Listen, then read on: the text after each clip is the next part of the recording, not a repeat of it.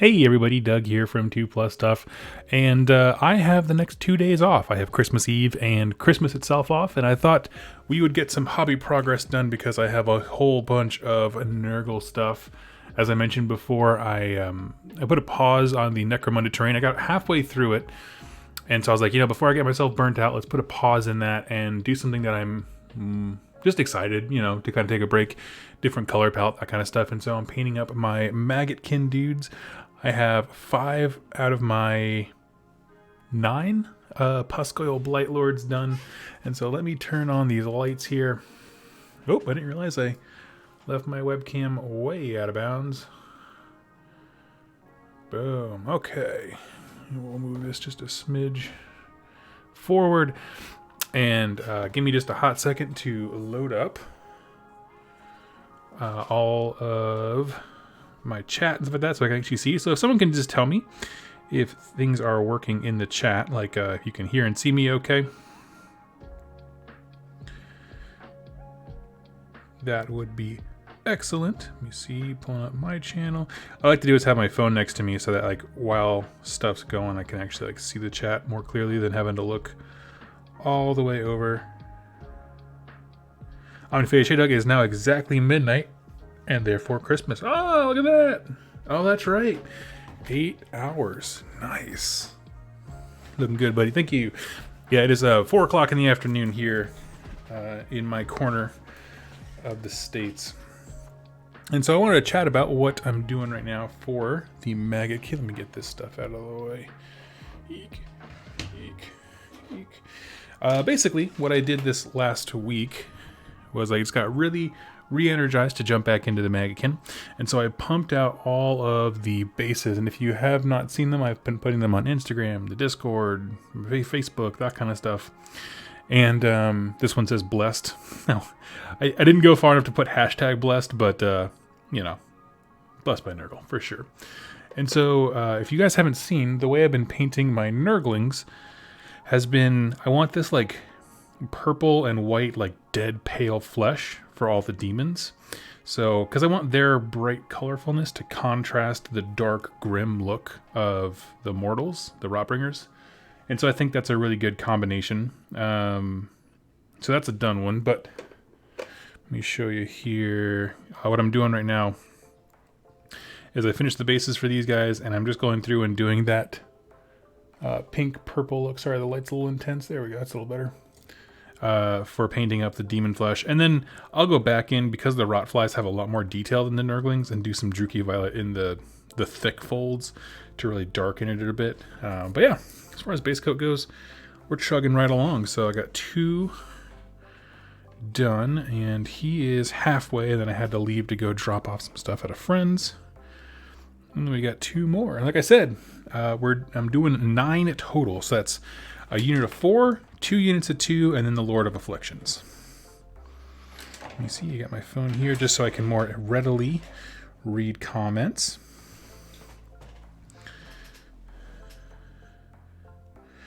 All right.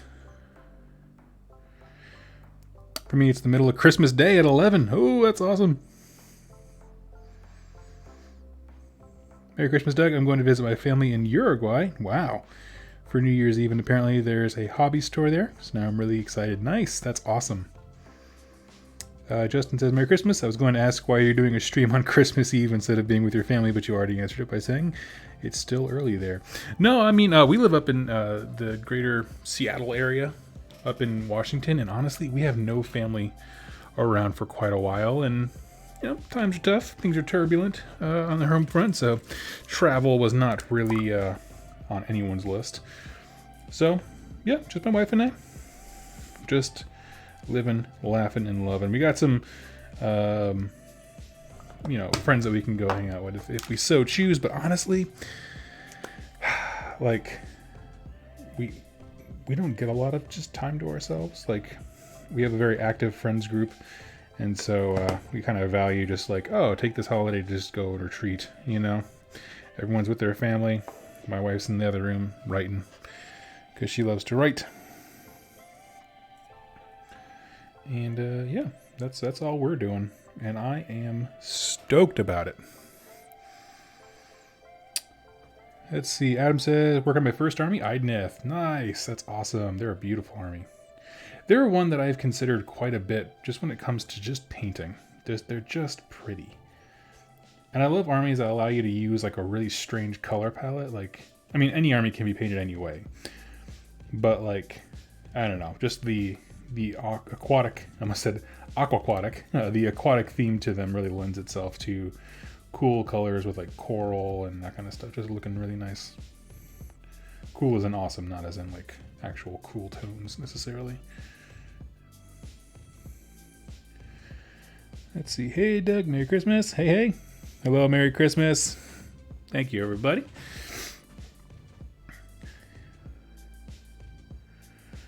Father Nurgle, something has gone wrong this holiday? Nah. I try to think about it. Wasn't it? Was it 2 years ago now that Maggotkin came out? Because they had like the Beast of Nurgle in the tree. Because last year was Gloomspite. I remember that. 2 years ago, and I'm just now getting to it. I mean, I haven't been trying to paint it for 2 years, but. Tabletop experience, Doug, what's the plan? The plan is just to paint a little bit, chat with y'all. Some folks are with family and need a break. You just let me know. As far as topics we can chat about, I just found out recently, by recently I mean about 2 hours ago, that in the coming new year, Duncan is leaving GW.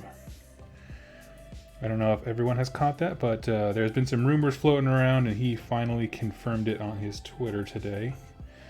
That come the new year, he will be stepping away from GW. Which, you know, as long as I'm sad to see him go, of course, and many people will be. But I'm happy for him. You know, people, things always change. Just the nature of stuff. How hard is it to paint fully built models? I mean, if you're patient, you don't mind touching stuff up, it's the easiest thing. I prefer it to doing, like, sections. But, yeah.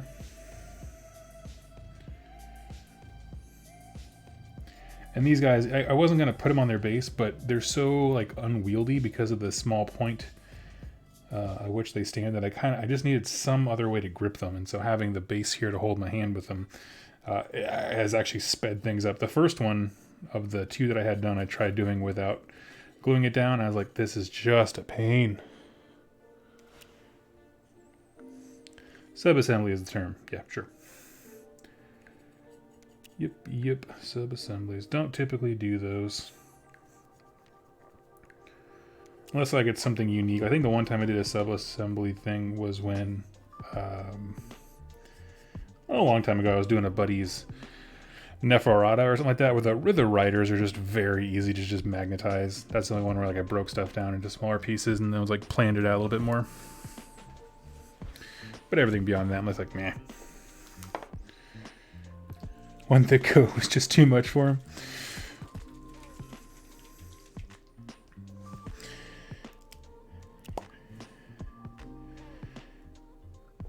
But yeah, I've never minded, I don't know, painting built models, honestly, because I know there are those artists that are like entering into paint competitions and that kind of stuff, and it's just like, you know where no one's ever going to look at when you play against me? The back of someone's bolt gun that's snug against their chest. So I don't care. And it's just that easy. You could just choose not to care.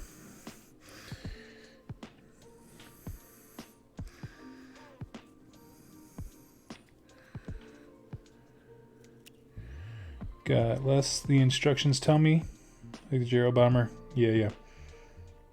Yeah, I mean, if the instructions tell you, like, I will say the one instruction that I wish I had heeded was that same guy I did the Death Army stuff for. I did his Nagash.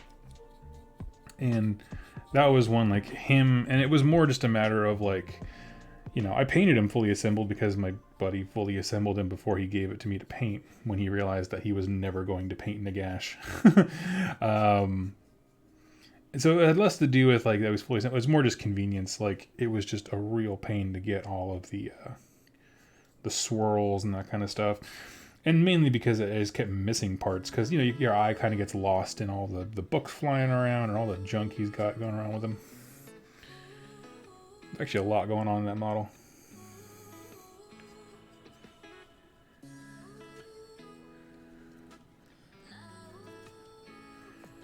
I see Jack's in the chat. Hey, buddy. Giving you a little bit of entertainment while you work. Hopefully. Let's see.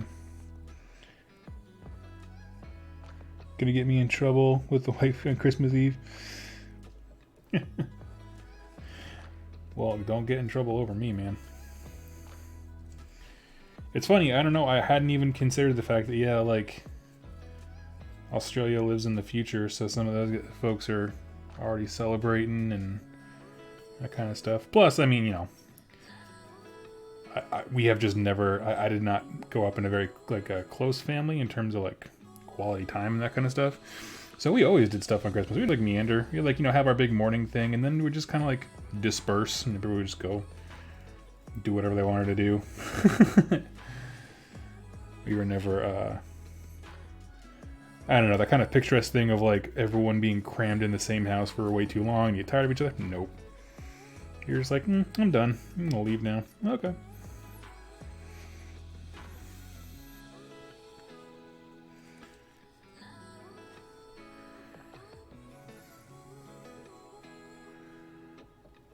For those of you who have had your Christmas, whether you're in the different, like a time zone that's ahead of me, or, you know, you do Christmas at a different time for work or whatever, did you get anything good? What did James Workshop talk your significant others into giving you? I gotta tell you, that has been my favorite of the GW promotions in a long time. Was their James Workshop thing they've been doing. I'm not even sure why. It just gets me. I don't know.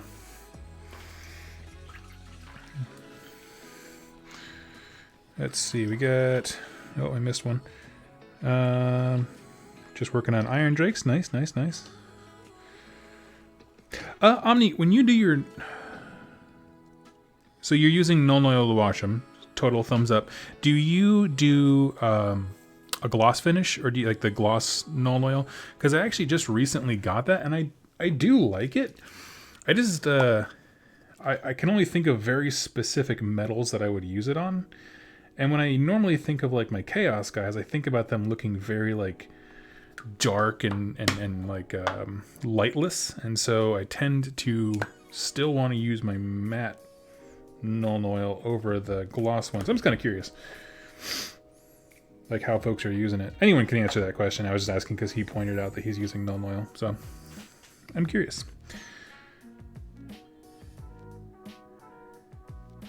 I prefer painting on belt. Yep, totally.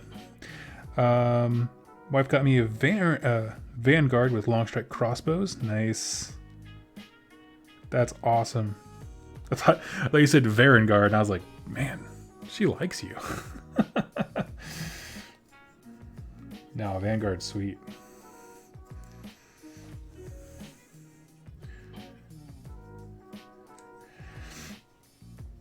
I do like those models. I think I got... I think I must have gotten mine already built. Most of my Stormcast stuff was built when I got it. And they were always a cool model. Just in particular, I like the leader of that unit, who like is kind of standing there with the bow kind of slung against his shoulder, and he has the bird on his arm.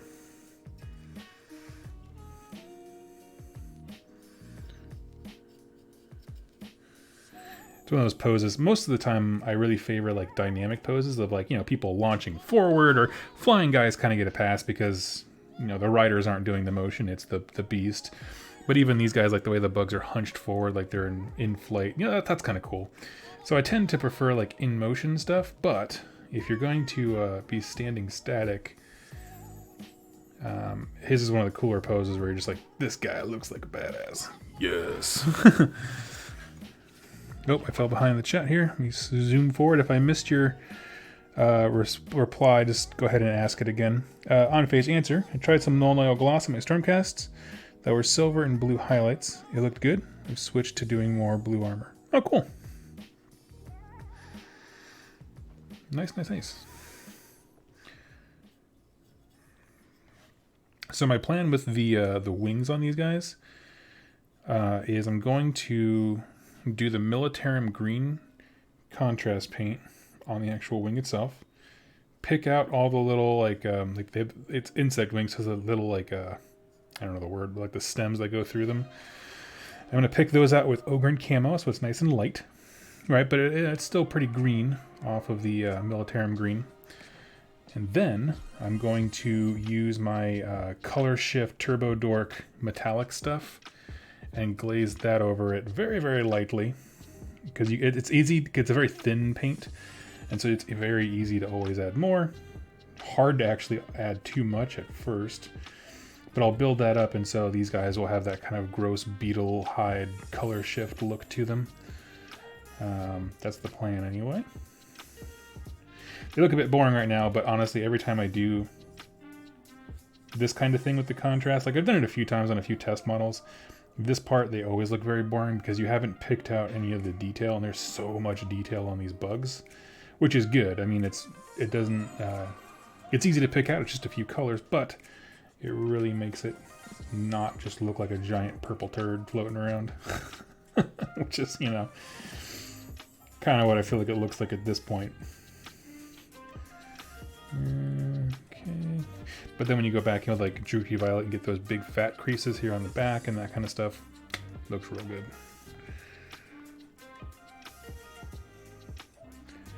good. Dill Pickle Doug, what's your thoughts on Chaos War Shrine aesthetically and rules wise? Aesthetically, I wish there were different kinds of things you could have carrying it. Like the two random monsters, you know, I don't know, they were fine. They're fine. But I don't know. I think there would be cooler things, especially like in the world we live in now, where the sculpting is unreal. Like you think about like that, I don't know, the big Thaumaturge looking dude from Zinj, or the new Ogroid dudes they have for Warcry coming out. I think there could be some cooler things carrying it for sure. So that's my thought aesthetically. I mean, I think it's a good model. For its age, it's a fantastic model. I love the platform, and I love the dude on it who's like, you know, got a sacrifice. Like, he looks like a Chaos Priest. Super, super metal. I really do appreciate that about him. As far as rules-wise go, I will say my only thing that I wanted in the Slaves to Darkness, I wanted a few things from that book, but one of the few things I wanted that they didn't do was I really wanted a prayer, like list or lore, however you want to put that, for him, and then to add more priests. Because like I wanted kind of like how they took the what is he called, the Slaughter Priest from Blades of Corn, and kind of made him a more prominent hero, a much more prominent hero in Blades of Corn. Like I wanted them to do the same thing with prayers to the dark gods and making pacts. Like I think a cool mechanic would have been you know, something that is akin to a prayer, but it has drawbacks too. So you're making all kinds of deals, and it's a pro and con every time you do something. So you get an amazing boon, but then there's like a dramatic comeback, or something bites you. I don't know. I like that kind of stuff. That's one of the things, like as far as like game balance, I love things that cause you to make hard choices. For example, the Beasts of Chaos spell that gives you, what is it? I can't remember if it's +1 attack or +1 rend or something like that. But at the cost of you lose 1 armor value, so you lose even like your little T-shirt save. That's awesome because you're making a trade, and I like that. Trading is cool. Being straight good is boring.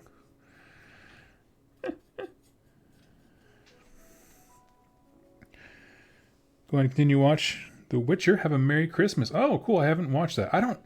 Can someone give me, what is an elevator pitch for The Witcher? I've never, I assume it's a game first. Is that correct?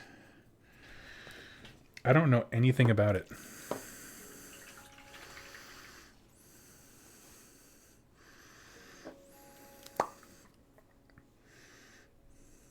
I just need a tiny bit more. It was a book first, a game, and a TV series. Okay. Book, then game, then show. Cool. Thank you. Mutated monster hunter kills monsters and gets sucked into political atmosphere. Okay. Cool. Is it something that I could jump into the show first and then have an understanding, or do I need to experience the other media first? I'm not opposed to it. I'm just curious what people's thoughts are.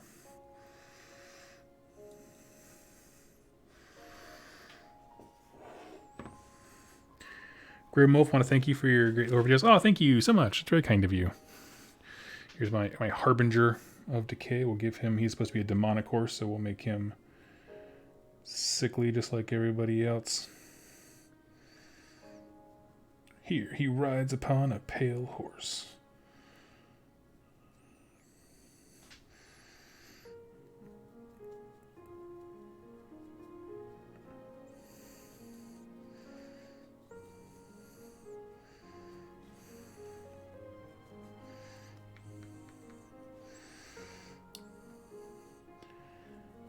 So let's ask this to the chat. I watched the show. You don't need to have played the game. Okay, cool. Thank you. Yeah, I'll check it out. That's one of those things. It's not a deal breaker. I would want to hold off until I experience other things if that were the case. But Phoebe said it's not. So that's good.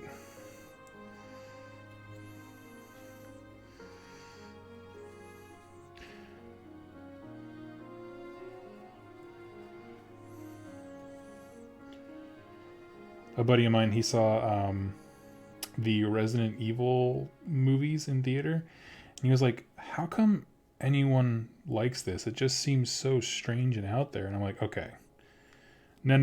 When I talk about nostalgia for Resident Evil, because Resident Evil and Silent Hill are like cherished memories of mine. I was like, no, when I talk about it, I'm talking about the games. Like, no. And I had to explain the plot of the different Resident Evil games to somebody. I was like, this sounds crazy, but I love it.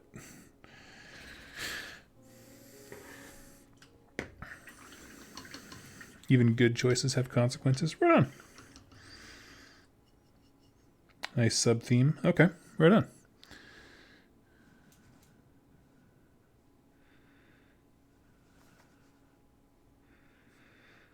Merry Christmas, everybody. Merry Christmas. You read a lot of these comments. Yeah. You can watch the show without the series. It might be a touch confusing, but you'll get it in time. Okay. Brandon, hey, happy Merry Christmas. Question, are there any gods in Chaos Undivided? No, it is by definition not centered on a god. That's why it's undivided. Because Chaos Divided would be to a particular god. Okay. What's next? I'm trying to think. So whenever I do contrast painting, I try to think of like, okay, what's the deepest detail? Meaning, what's the furthest in the model it's hardest to reach, and then work outward. But with all of that done, a little drop of paint right there. Here we go. I'm thinking, honestly, I pretty much got the deepest recesses. I'm going to go with my Druchii Violet and just... Oops, sorry, I bumped the mic. Get some of those very, very deep parts there.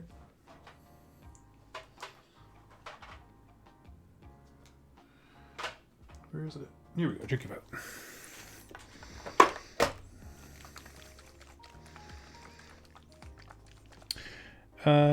Any scale stuff I can see it by.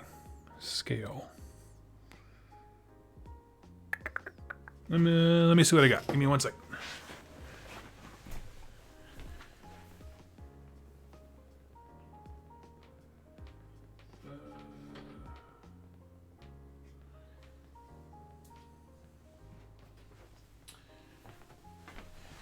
Okay, here's a few things for scale. So grab someone who's dry. I believe you're dry, right? Let me just double check. Nope. Okay. Yeah, so I'll hold these up. So that is that's a War Chanta. Next to 1, if you're familiar with that point of reference, here's a Stormcast. Bum-ba-da-bum. For that height. So he's up there. Yeah, they're tall dudes. And here's an Ungor. Sad little Ungor.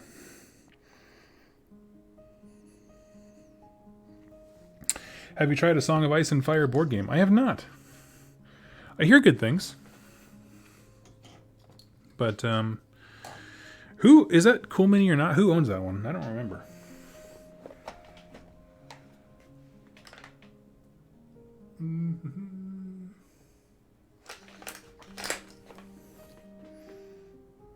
Too big anyway. Synthetic number 1. Here we go. Why are Ungor so dummy thick? Because you're all busy attracting mates. Got to keep on breeding. Can I see the Stormcast by the Harbinger of Decay? Stormcast. Oh, by the Harbinger of Decay. I'm sorry. I thought you were talking about the... Harbinger is probably one of my least favorite models. So the Stormcast stands as at least as tall as the horse. And this is an instance where it's a few things. One, I don't like Finecast. Already puts Harbinger in a rough place. And in addition to that, like his scale, he is tiny, even by the old Chaos Warrior standards. Obviously the new ones too, because they made them till the intermingle. Blah, blah. So he, if you think about him off the horse, he's a tiny dude. And then he just doesn't. I know people love his like command ability or that. He just doesn't offer a lot to the game for me personally. But it's one of those things where he's kind of a I don't know. He's kind of those pieces of a Nurgle army where like, oh, you should have this just to have like the option to take him for those abilities and that kind of stuff. And I was at a store. I had no intention of ordering him, but he was at the store. And because someone else had special ordered him and then not picked it up. I was like, I mean, sure. Like, you know, if I'm never going to order him online, this is literally the most convenient way I will ever get this model again. So, sure. Come on. I hate these paint pots. All I want for Christmas, GW, is for you to never make another paint pot again. I want to get a finer brush than that. What's all this Christmas nonsense? This is Sigma season. Yes, if you haven't watched it, I put together a short lore video for the season of Sigmas. And I hope people find it entertaining, as it was intended to be. And if not that, there's also a picture of my cat dressed up like an elf and hating his life, which is also worth tuning in for.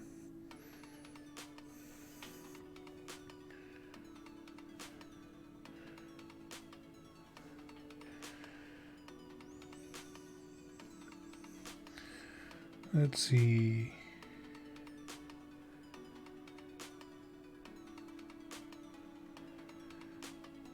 Okay, I think I'm caught up. If I missed one of your questions or comments, go ahead and ask it again.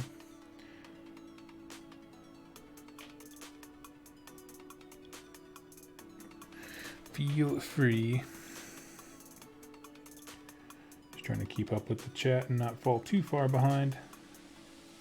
And so what I'm going to do is steal an idea from the when they did a contrast tutorial on Tyranids, where you just take a different wash and you put it in the sections where like the chitinous joints meet.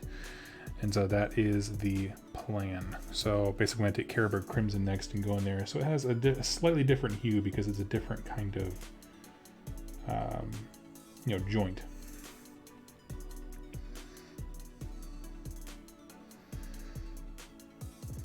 All I want for Sigmas is for Doug to start playing Skaven again. That is never going to happen, man. I learned my lesson. That army broke me for a while. I don't think I I painted, and when I was done with that army, when I say done, I mean emotionally done, I still owned it. I just like, I never wanted to pick up a paintbrush again. I was like, nope.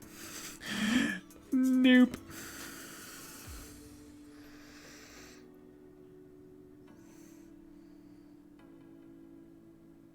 Probably because I tried to do it too quick. I was like, oh yeah, I can bang out this army. These models are not very complicated. And I went about it all wrong. Instead of like having a list and then building towards it, I kind of kept going between like Scryer and Pestilence and Verminous. And so I had like, I think in the end I had well over 100 models, but I couldn't field a legal list because I just kept changing directions and with the way that their battle line works. Oh man, it broke my spirit. My heart, my soul.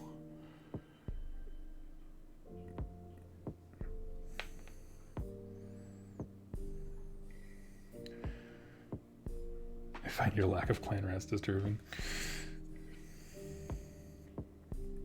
I wish clan rats were, well, I don't know what that does balance-wise, but I say I wish clan rats were battle line no matter what. Like, who cares if you're pestilence? They can hire out verminous stuff, that kind of thing, but I get why they probably didn't want to do that from a game balance perspective.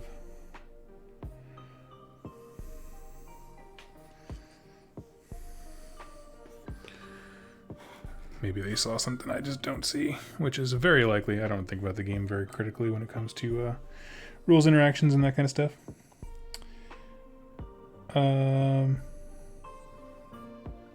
Dill Pickle says, Doug, what's your model of the year?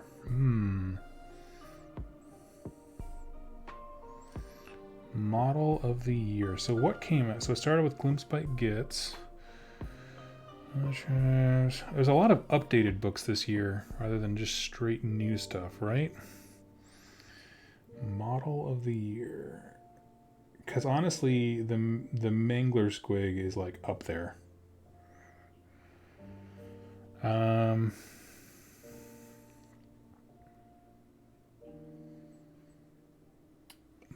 I mean, it's not a specific model, but the Warcry terrain was huge to me. I'm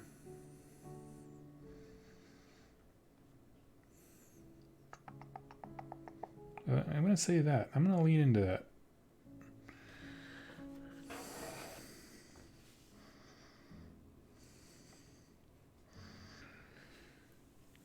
Adam, yeah, question. What army you building? You say you're excited to have a 50% cavalry army? That's actually where I'm looking down.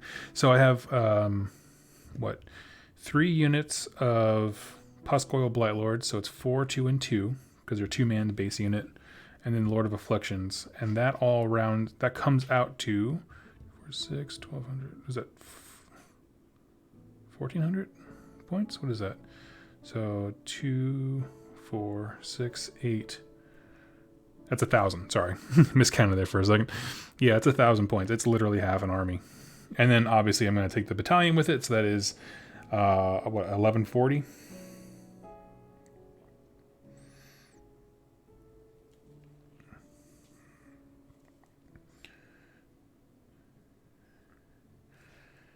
Question, where did Beastmen come from in AOS? In their book, it describes that nobody really knows, but there's a few different theories from scholars. If you go watch the first video I did on them, you can check that out. But basically, it's just, they don't know. Some of the scholars think that they are like a fundamental part of the realms. Others think that maybe there's like specific places that pour warping, kind of power and that kind of stuff into the realms, and maybe some tribe just got hit. But there's no consensus. Which is actually a model that I like. I like saying there's a mystery, but hey, rather than just open-ended, shrug your shoulders I feel like they did with Seraphon. They were like, no, here's some compelling theories, and we're going to take 3 pages of the book to really dive into them and explain, like, there's more going on. People have thought about this.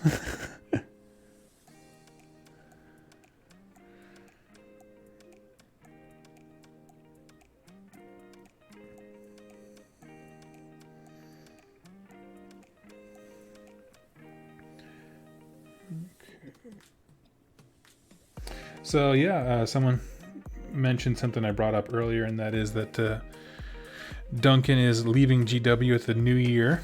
If you guys haven't heard, he confirmed it on his Twitter. Which, you know, pour a drink out for him, but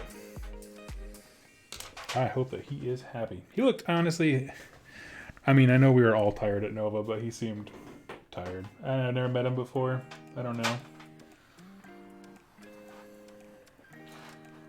But I could understand, like, being in the spotlight for so long and so intensely that, especially if it's not what he got hired for. You know what I mean? If he was like, if it started off, because if you watch like the Warhammer tips from forever ago. Sorry, I'm just shaking a little ball painter.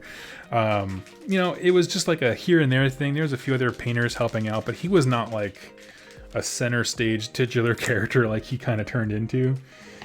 And so I understand an artist being, you know, uncomfortable and being like, yeah, this isn't really what I want to do.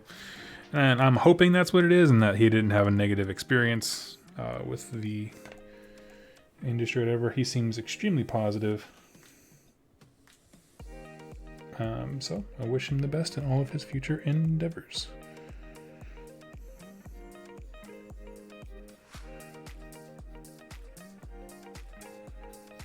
Someone asked, what is he going to do? No idea.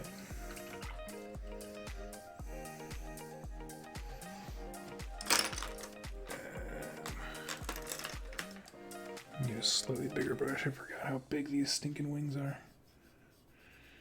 So yeah, I'm just throwing down some contrast, and we're going to build it up with other colors. Basically, I just wanted to get the green tint down.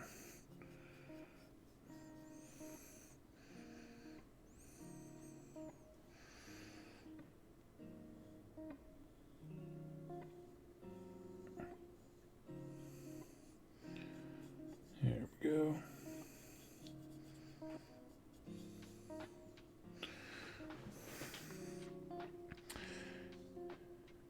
Gonna develop his own brand of ultra thin paints. That'd be super funny. You should go be one of the painters for Privateer Press. Because whether how you feel about War Machine or not, their paint line, the P3 paints, I really do like. They're already nice and thin. That's the only reason I mentioned that. I have a ball of their arcane blue. That's just perfect teal color that's been around for forever.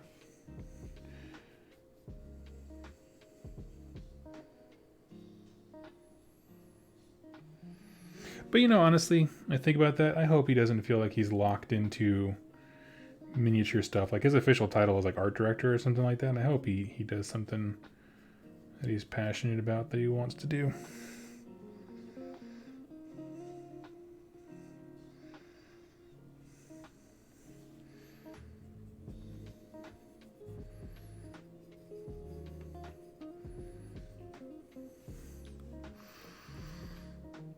I'm not gonna lie, I hate the way it looks right now. I'm not a big fan with green with purple. I don't know, maybe I had some traumatic childhood experience while watching Barney or something. And I know that they're like, it's a common, you put those two colors together, but I just don't mind it. I just don't really care for it. But once I do the washes and the glazes, it won't look nearly as green. So there's always that phase when you're painting a model of just like an ugly phase. You know, just like where it just doesn't look right, but you just got to power through. You got to put the color down.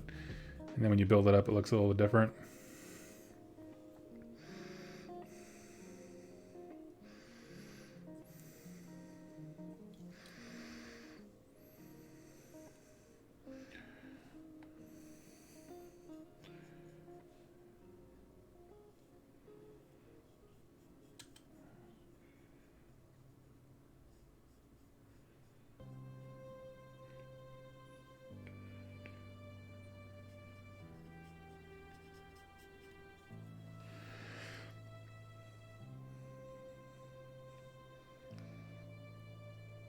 Anyone else sad to see Duncan go?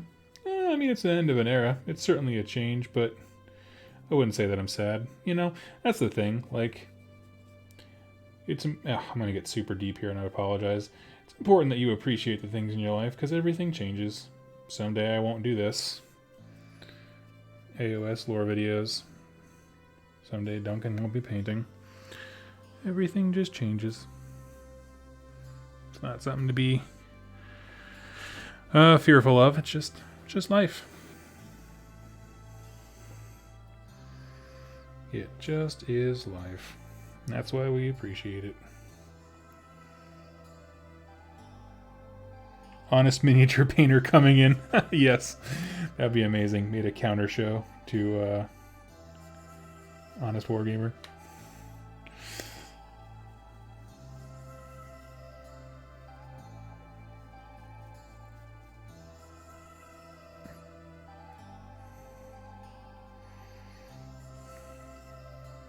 Yeah, I don't know. I mean, it's one of those things, like, I also wouldn't be surprised, like I said before, if it was a move out of the industry, just because it just didn't turn into what he wanted.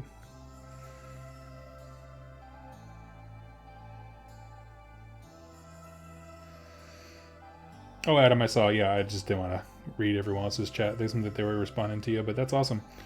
Doing some deep kid.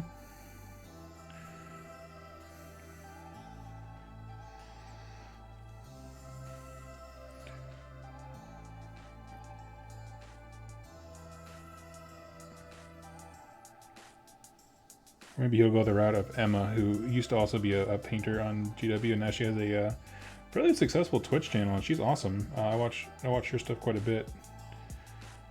Really cool person. She did actually. The reason I even knew about her is because she did the original Fire Slayers tutorial back when those first came out. Emma.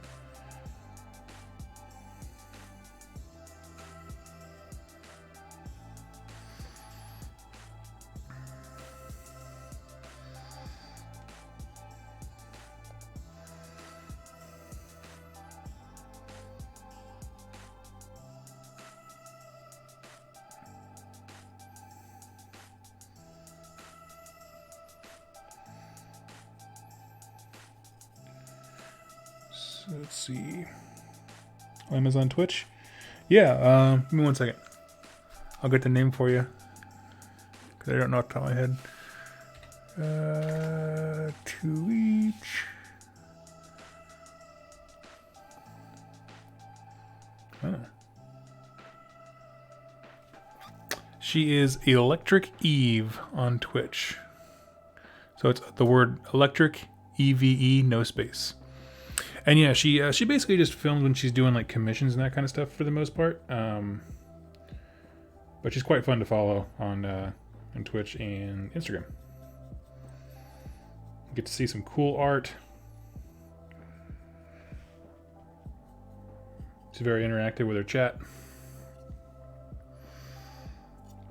But I mean, just a heads up, she doesn't just like do a bunch of GW stuff. She does a lot of it, but she also does like D&D figures and that kind of stuff. So, but for the most part, it's just fun.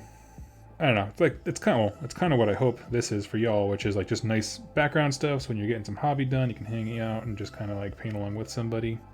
Maybe have a conversation here and there, that kind of thing.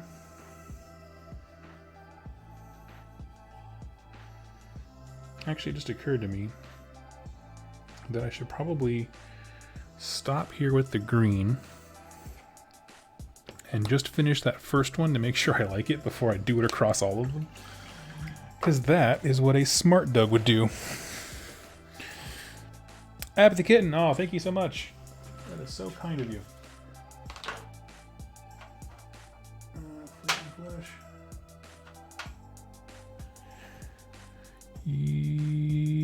It's a little more yellow.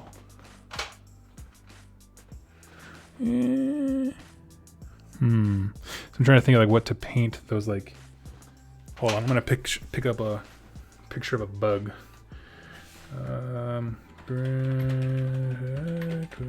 Wings. Somewhere right now there's an FBI agent who watches my search history being like, what's Doug painting today? Green insect with wings? Why isn't he looking up blood splatter? Or like how people who've been decapitated look. You know, his normal stuff. Let's just do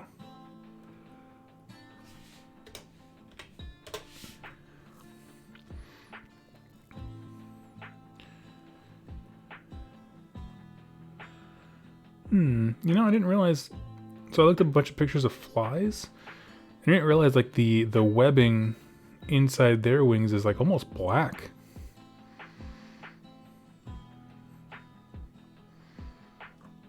Let's see.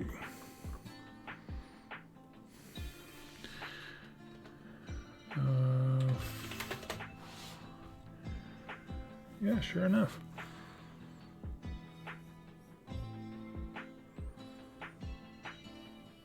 A lot of them are clear, some are black. Okay.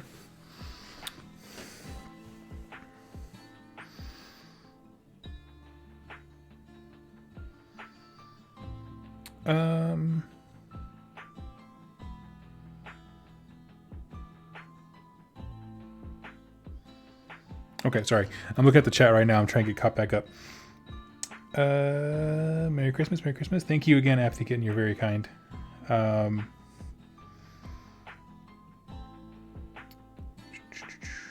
Dill Pickle. Doug, I have all the AOS gods. Who's your favorite? Ooh. Who's my favorite? If I have to be honest, it's probably Gorka Morka. And yeah, we'll go with Ilgrin Camo. We'll make it pop. And the reason I say Gorka Morka is because I like the fact that there are, like, that they switched from the fantasy where like the gods are these kinds of, you know, they're just like the personal religions of people. They don't really have an in-universe response outside of like, oh, the gods are mad. But now it's like, no, they're actual characters.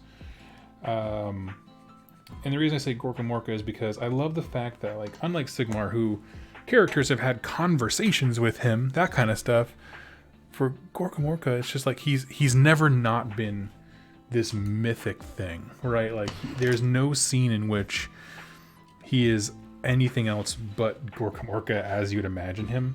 Whereas, like, Sigmar, you know, he had his moment of, like, being confused about the nature of the realms, and then he went around and was, like, freeing Nagash and, like, you know, doing a bunch of stuff that he shouldn't do, and then he tried making a pantheon. Like, we know his character quite a bit, and we've seen him make mistakes and, I don't know, these terrible ideas, that kind of stuff.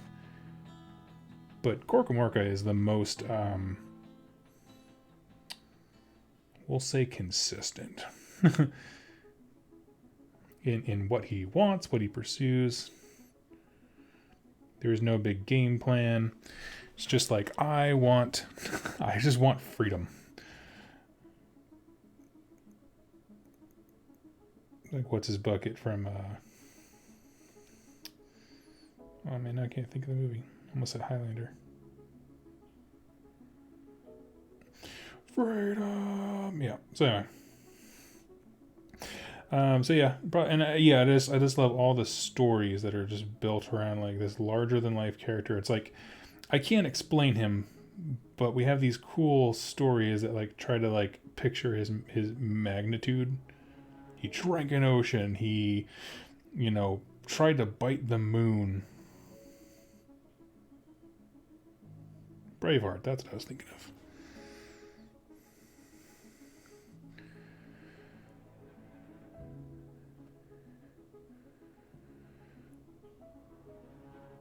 William Alls from Braveheart, yes.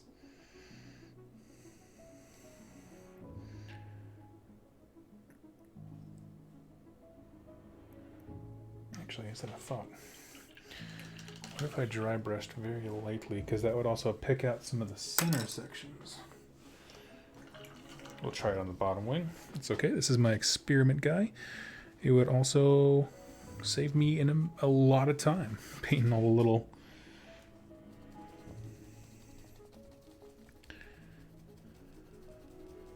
Both girl and Mork.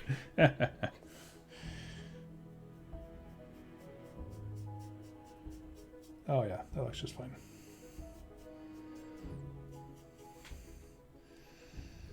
Because I'm gonna do other colors on top of it, so I don't need it to be particularly bright. I just need it to just be slightly off from the Militarum green beneath it. The Moth, hey, from UK, just joined in. How's it going? What you working on? I'm working on a gaggle, which is what I'm going to call a group of them, of Pascoil Blight Lords.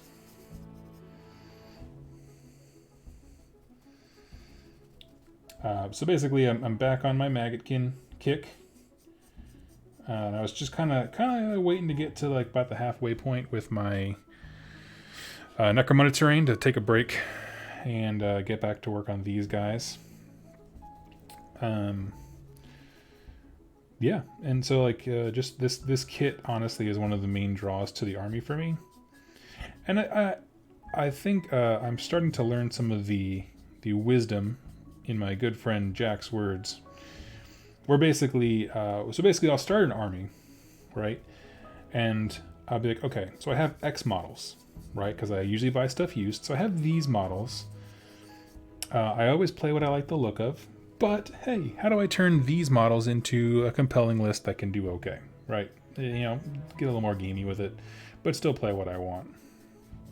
And the problem is, that's not usually the models that I like the most. It's just the models that I have. And so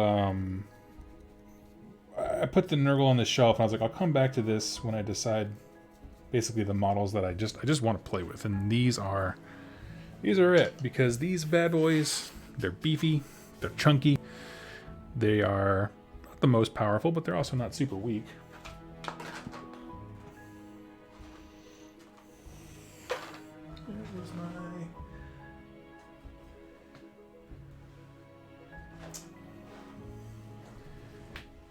I've misplaced my color shift paint. Where'd you go?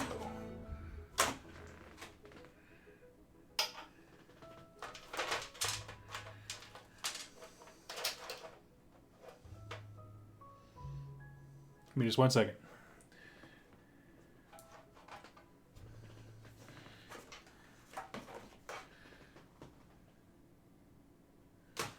Huh.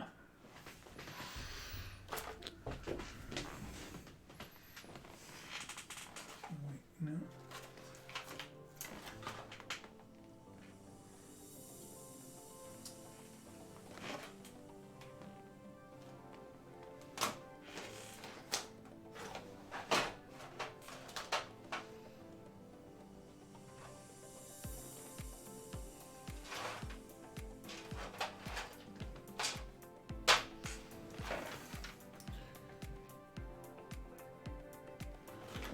Oh, that's a bummer. Seem to be missing all of my Turbo Dork paints.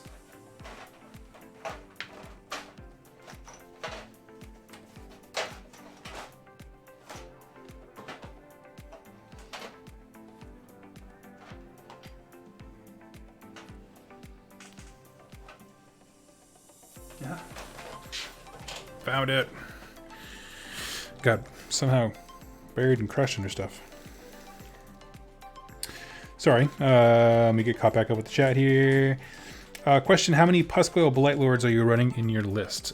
So it has a unit of 4, which is, so when you buy them, they're in units of 2. So it has a unit of 4, a unit of 2, and a unit of 2, and the Lord of Afflictions, which is this guy. The boss man with the trident. I'm resisting the temptation to call him Brick, because if you guys have watched Anchorman, you'll know that Brick stabbed a guy with a trident. But yeah, beyond that.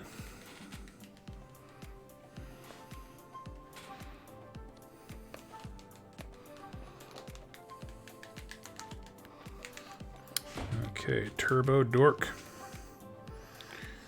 Now I do love this paint. The only thing that's not great about it is their dropper bottle. If you apply too much pressure, the actual front of it blows out. And when the first time I used it, I got that paint everywhere. And I was just like, oh man. It was cussing up a storm.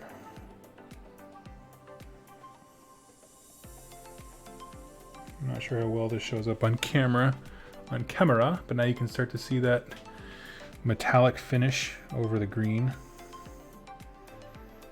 Now the nice thing is this stuff, if you've never used Turbo Dork stuff before, it is like incredibly thin. And the reason is because, well, I don't know the reason for making it that way, but it is very, very useful because you can always add more color. You can build it up stronger, which I probably, well, I'll see how this dries, but I don't foresee myself adding a ton more because I still want the green to show.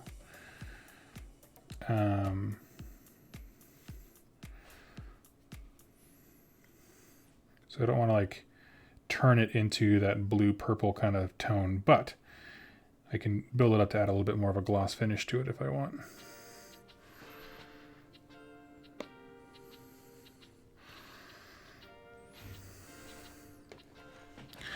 Now that I moved my phone to get my flashlight, I gotta set up my chat again. Here we go.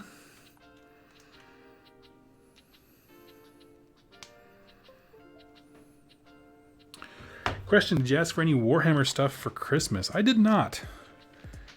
Nope, sure didn't. I don't know, part of it is like, because I know myself, because I rotate armies, if I ever ask for anything that's even remotely hobby related, actually I don't really ask for things for Christmas, to be perfectly honest with you. But if I do, it's more like, you know, I know a paintbrush set or cutting mat or something like that. Something that, like, you know, because I rotate armies, that I, you know, nobody wants to buy me models, basically. Or I tell people not to buy me models, really. But, yeah, just stuff that I'll have a use for no matter what.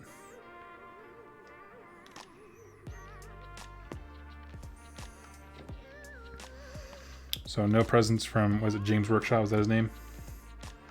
James Workshop.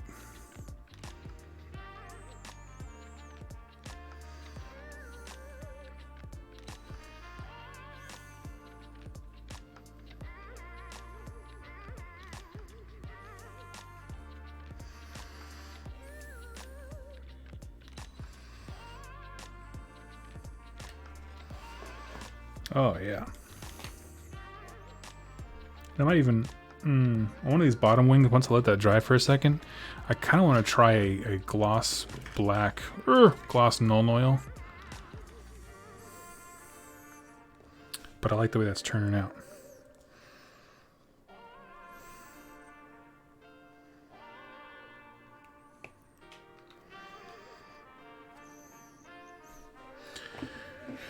Have any of y'all in the chat used Puskoil Blight Lords or played against them? For some, you know, I get why we don't see a lot of them, because their War Scrolls don't, they don't dazzle you, right? Like there's not like an upfront like, oh my god, they have Ren 6, you know, nothing like that.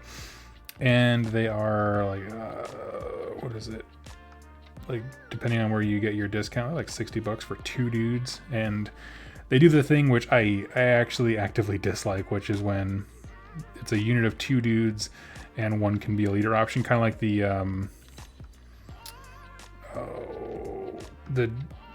Dragon Rider kit from Stormcast. Can't think of the name right now.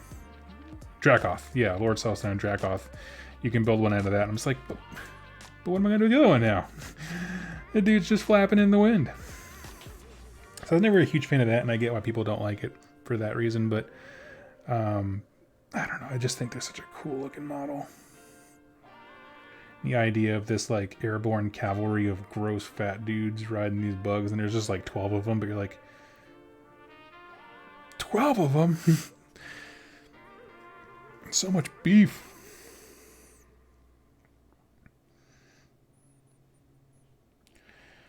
I have, and you can combo them to get 5 saves. Ooh. Please, tell me more. 5 saves, huh?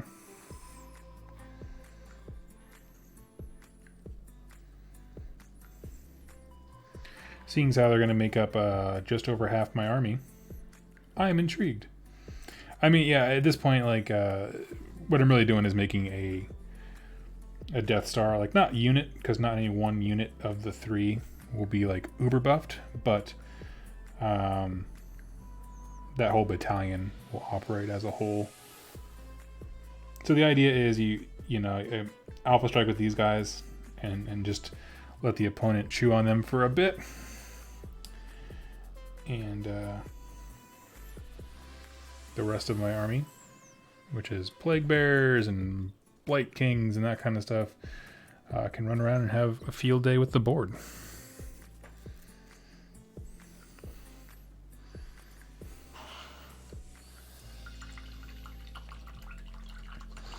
There's fat boys on mutated potables. Yeah, well, that's the thing, is they're mobile, right? That's the get. That's what people want, is the mobility. Okay, looks like this one's starting to dry.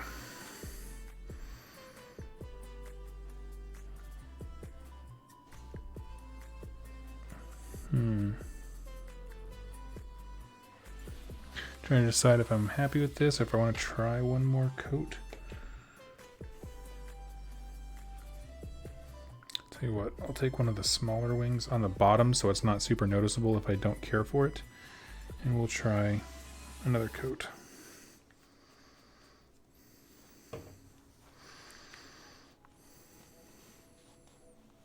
Yeah, typically people like taking the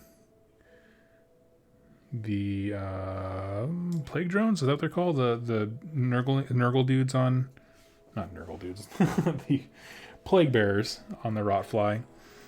And I super get that, just because they tend to be more killy. Is the reasoning that I've heard.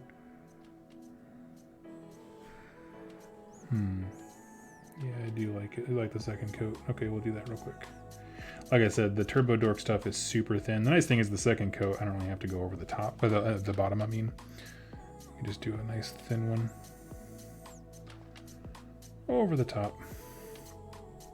And basically what it's doing is just adding more of the color shift, like pigments and stuff like that to it, so it doesn't have to be super strong. We're just building it up just a smidge. It's cool from the angle that I'm sitting. This is like pure blue, and you just twist it, it turns into a sickly kind of green looking thing. Oh, I love it. Okay, so his wings is done.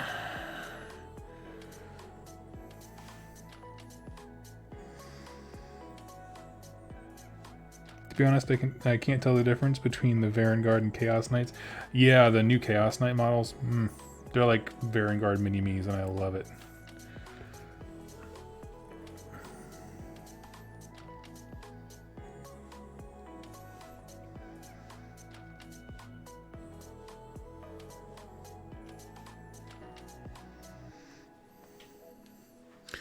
Merry Christmas Eve. Hello, hello.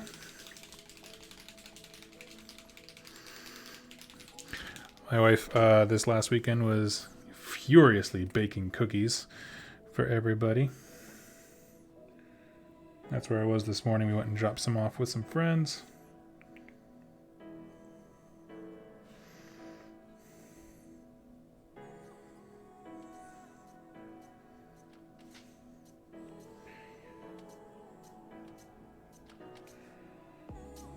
I already have enough Slaves to Darkness models, but I'm so tempted to get another Star Collecting box of them. Yeah, I justify it because right now it's still the only way to get that new hero model, so I get that. And what I love, you know, if you were to get that set and just sprinkle in, even just using the new sculpts all as like the Chaos leader guys, you know, for each unit, I think that makes sense. That's me enabling you. Straight up.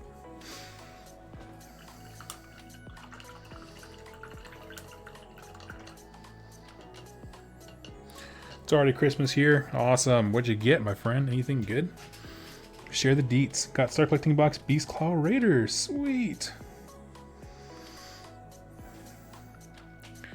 Man, I tell you, the last event that I went to, I played against a... So, I mean, I mentioned it before when I did the review on that. That the scenario, me and the Machobs player both agreed, really not a good choice. It was a custom-made one with very little planning on behalf of the event organizer. He took like a meetings engagement mission and just he tried to modify it and it just didn't work. But that's beside the point. We both had fun.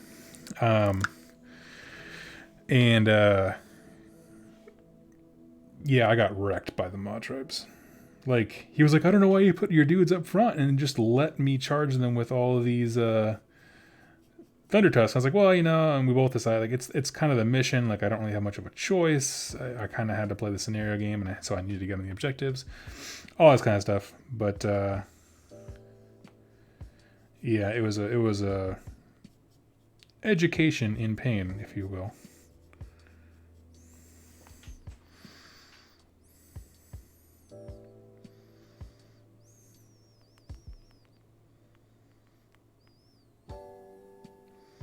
Chaos is something of a heavy metal aesthetic. Certainly can.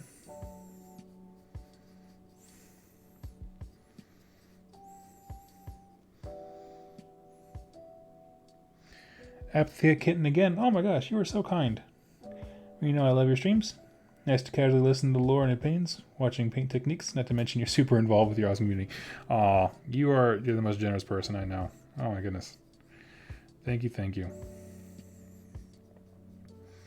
I try. I'm also going to be here tomorrow in case anyone also has the day after Christmas or Christmas day off, because I don't have any family plans we're running around doing. Just going to be hanging out. But every year, my in-laws and my wife and I all do a Skype call together, basically, and we just open gifts together. Like, we mail each other our stuff and then open it round robin style over the internet. And that's pretty much all we do.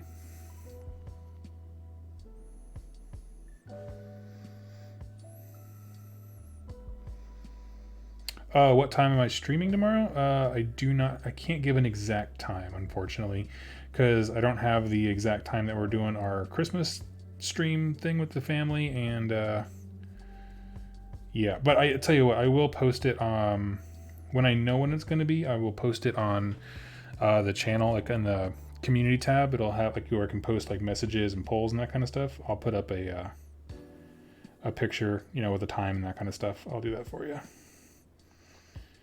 I just don't want to, say it'll be at a certain time and then have to like rush or whatever or feel pressured through family stuff, because we want to be able to be in the moment, enjoy it.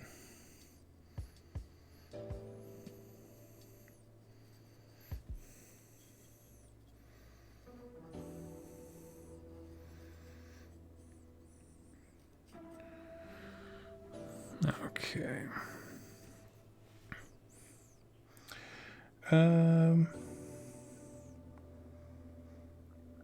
I've tried getting into Age of Sigmar many times. I find it a fun game, but I can't find an army that I really like. The few I do haven't been updated, so a few models, the old ones. Do you have any ideas for upcoming armies? I don't. They don't. Nobody tells me nothing. As far as stuff that is on the rumor, like I don't put a lot of stock into rumors. Just before I even mention it, just understand I'm not saying these are coming. It's just the rumor mill that Carriage and Overlords and Tzeentch are coming up soon.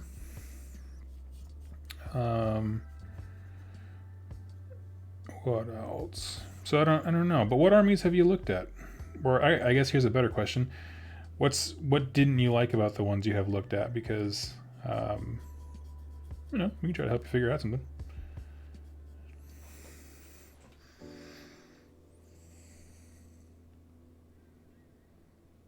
I think it's KO versus Tzeentch with a box. Spoiled in 9 hours. Yeah, I think they said there's a big announcement tomorrow, and I'm curious what that could be.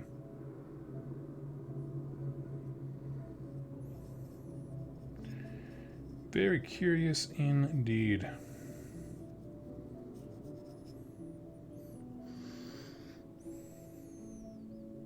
Who would make the best eggnog out of the Dark Gods? Ooh.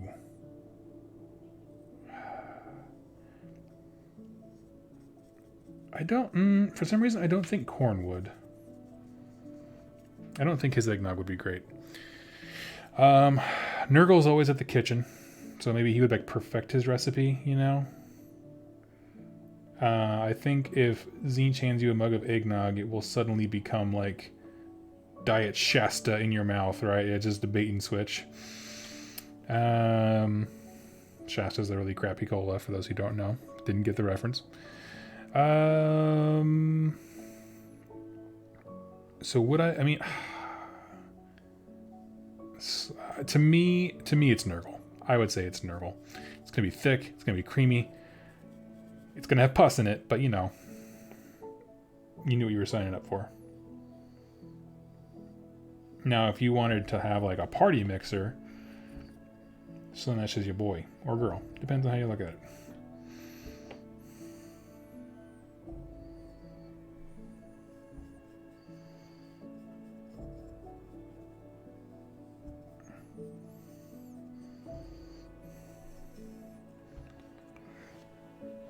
Okay.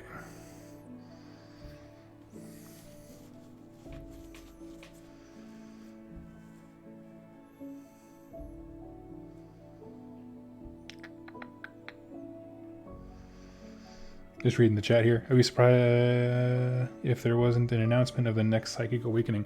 Oh, that could certainly be it, for sure. And honestly, a slight reprieve in the AOS release cycle would be welcome. It's one of those things, like I made the promise to the patrons over on Patreon. I was just like, yeah, whenever a book drops, I'll stop everything and do that. And that made perfect sense, you know, 2 years ago when or a year ago when I started the Patreon, I promised it. And now it's just this last couple of months, I've just been nonstop book to book to book. And it's like, I want to do a tutorial series on AOS, and I want to do, well, actually I really want to do a tutorial series on Warcry, to be honest with you. I want to do more painting stuff. Like, you know, there's all these things I want to do, but the release cycle has been overwhelming. If you guys have ever seen the movie UHF, it feels like the kid drinking from the fire hose.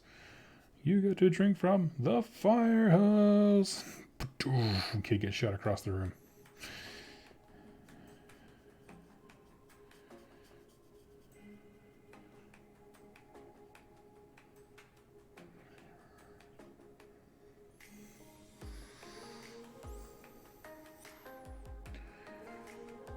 Merry Christmas, everybody.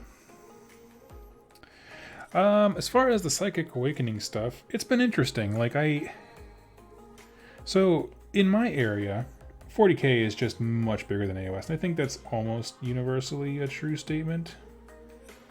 I think it's just because people tend to like sci-fi more than the kind of fantasy that AOS is. You know, it's obviously their biggest seller, that kind of thing. But I haven't heard of people being particularly excited for Psychic Awakening stuff. Like, I remember them being very excited when, I'm trying to think, like Dark Imperium was coming out. I don't know. It just, I don't know if people are having like product fatigue, like there's just too much stuff to buy and they're just not excited anymore. I know it's a very competitive area up here, so maybe they're trying to figure out how those books mesh with the dearth of releases, being like, we need, you know, everyone's putting their nose to the grindstone to figure out how to play the game now, and now it's getting a little more bloated. But I don't know, I feel like there used to be more enthusiasm at 40k's first drop than there is now, and I'm not sure why, because like, you know, I mean, I know that I'm somebody who really loves campaign stuff, but I'm not sure if everybody locally is as well.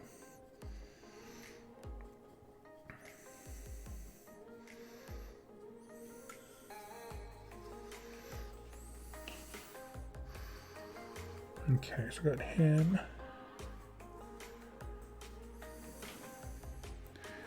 I feel like, oh yeah, these little dudes.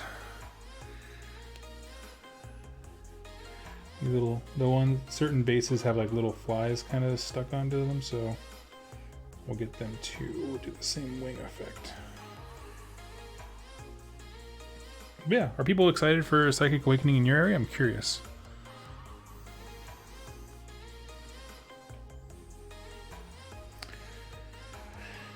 The Seraphon are hoping for something new. Oh yeah, dude. That, honestly, in terms of books that I'm most excited for, that's what I want. I want Seraphon to have an updated book. Because, you know, like, Seraphon and KO are the ones where I feel like the game has just evolved around them, basically. And I think that they would benefit a lot from an update in terms of people being excited to see them and get them back into the mix.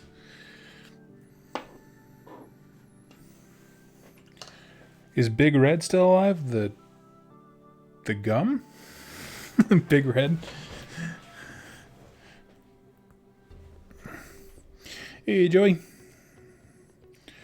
Yeah, I don't know. I mean, I don't know enough about Seraphon to have like a want list, like to desire anything specifically, but it is a faction that I want to see more of. Okay, so now the problem is, how the hell am I going to transport these guys? Because they are huge. I need to get a bunch of custom like pluck foam and just custom do all of their cases.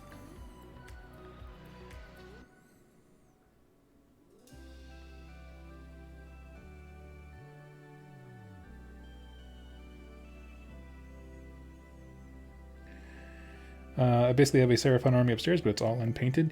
You know, there's just those armies that in the back of my mind I'm always looking for a good deal on. And if I ever see a Seraphon army like for, you know, just a crazy good price, I will swoop in and grab it, because it's just one of those things, like a painting project wise, I've always wanted to do it. Just for the dinosaur and that kind of stuff. But the models I like in that range really aren't conducive to having a good time play-wise. Like, for example, like I would want to have an all-Saurus army. I want to lean into the Saurus, maybe a Slon. But, yeah.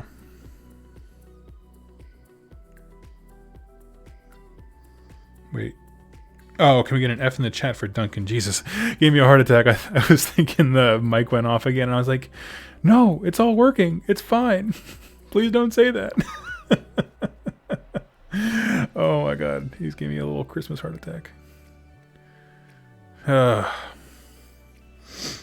Love to paint it, but I don't have the time. Yeah, that's always the problem, honestly.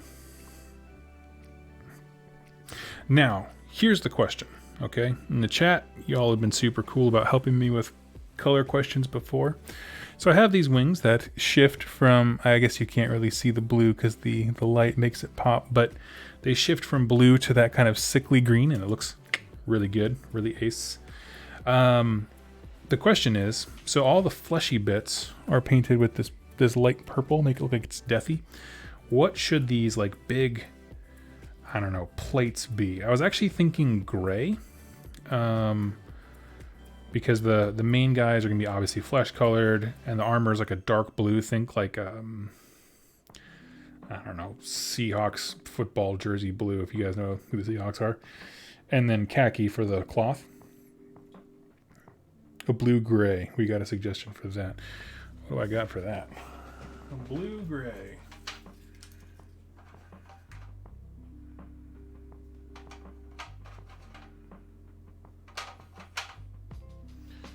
Let's see. Because there's like... If I put down... Blue-gray could be cool. Like a suffocated flesh tone. Oh, yeah.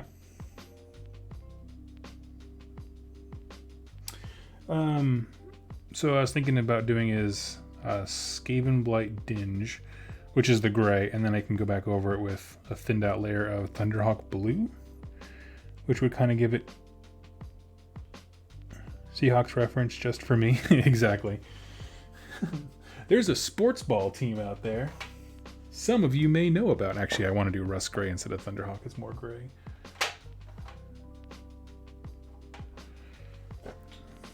Yeah, let's try it.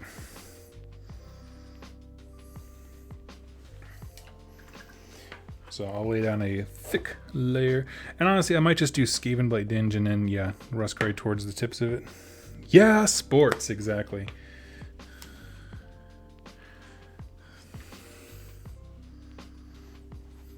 My mother was so disappointed when all of us grew up, because all she wanted was she has told us this multiple times. She had 3 sons who were all very tall, very broad, perfect for football, lived in Texas where all of us could play football, and all the coaches wanted to have us, and not a single one of us had any interest in that frickin' sport.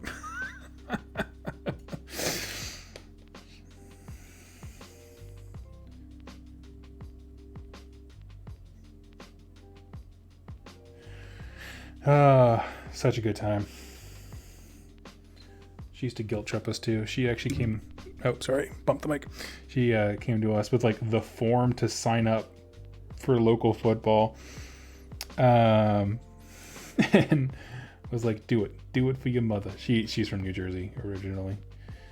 All I want is someone to watch football with. I was like, you think me playing football is going to make me want to watch football? No.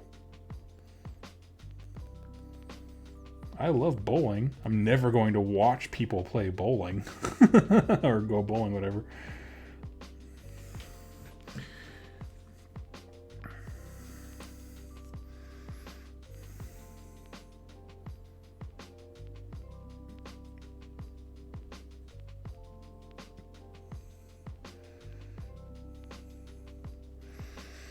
How could I have 3 boys who don't like football? I made you. You're a part of me. You should have had some of that. And I was just like, oh my god.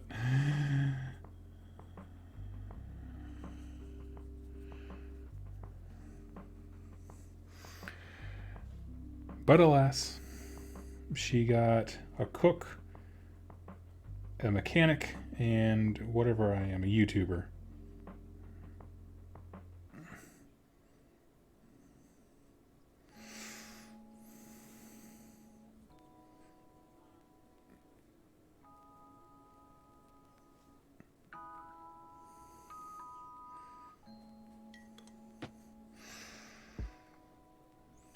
I'm suddenly immensely proud of all 3 of you.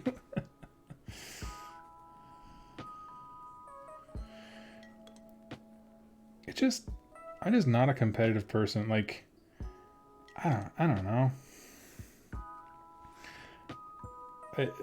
Coaches are like, focus on it. Yo, get that win. I'm just like, but I don't want to. The other guy deserves it. He worked harder than me. Oh, a little too much brush there.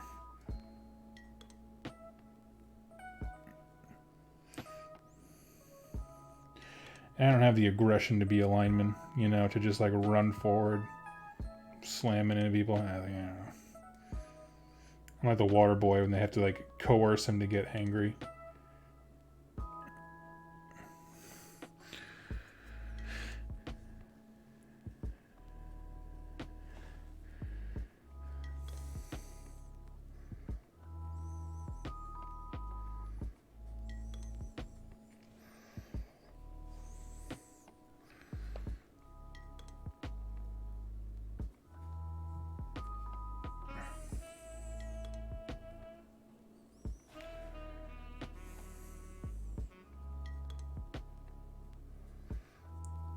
I get it. I get why people like sports.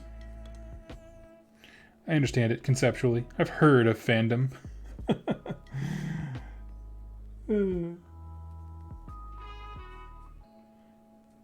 Where you lose me is when people start talking about themselves like in the we format.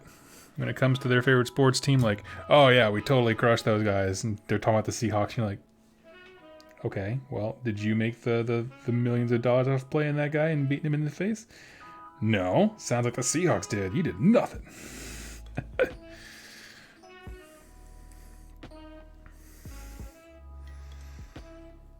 Although I have been picking up on I have a small collection of sports phrases so that when all my coworkers who love football talk to me, I can at least fake it. It's kind of like having your basic Spanish phrases. So if you ever talk to someone who speaks Spanish primarily, you can at least have some common dialogue a little bit.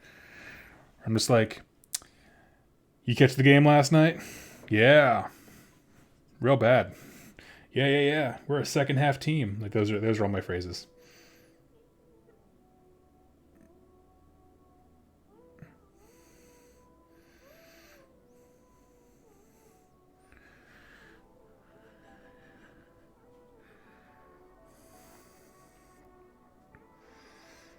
I don't mind rugby and tennis is okay depending on players. Basically, so my thing with sports is I really enjoy playing them.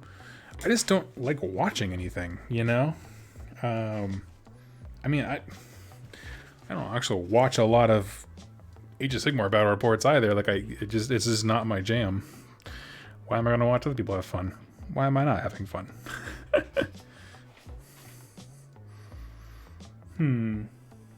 Wish I had just a primed model just sitting around.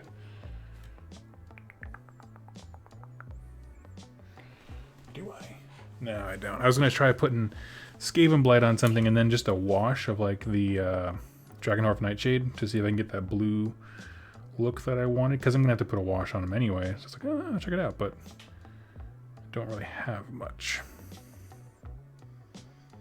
Takes notes on how to fix sport. Random, yep, exactly. Oh, his little tail thing. Here's Stinger.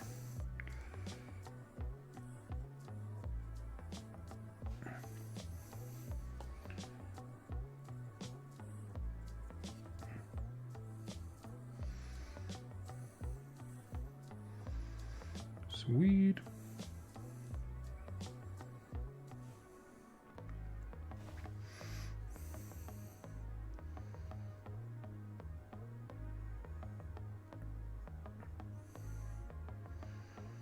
We'll see how he comes together. Right now, I still think he's in the ugly stage, and part of that's because there's so much of the primer showing. It's hard to like get a good sense of how the colors are mingling together. I'm not an artist. I don't have the eye for like how this will all look when it's done. I'm just a man with a brush.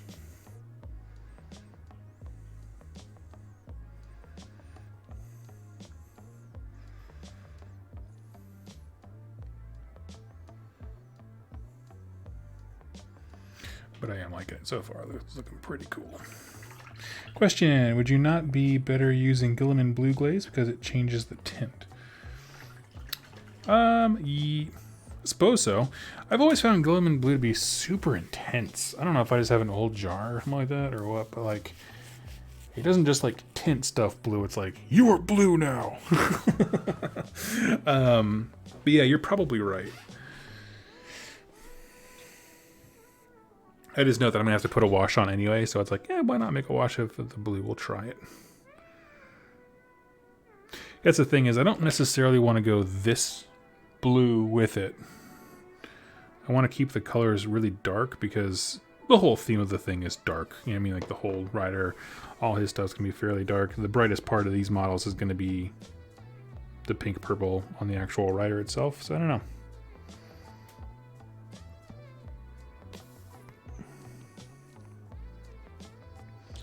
Omniphase, I struggle to watch UK battle reports. Specifically, why UK ones? That's interesting. I hate the way we talk.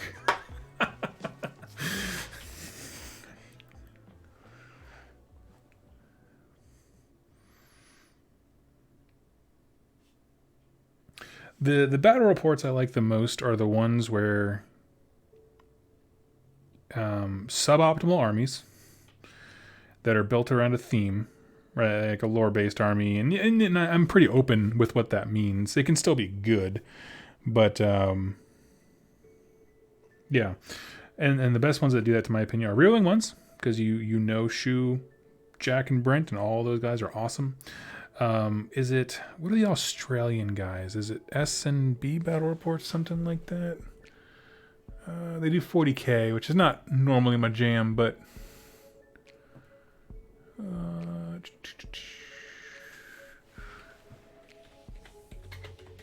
me figure this out. My keyboard's acting all weird. Winter SEO does a cool set of ones where... No, it's not SMB, it's not what I'm thinking of.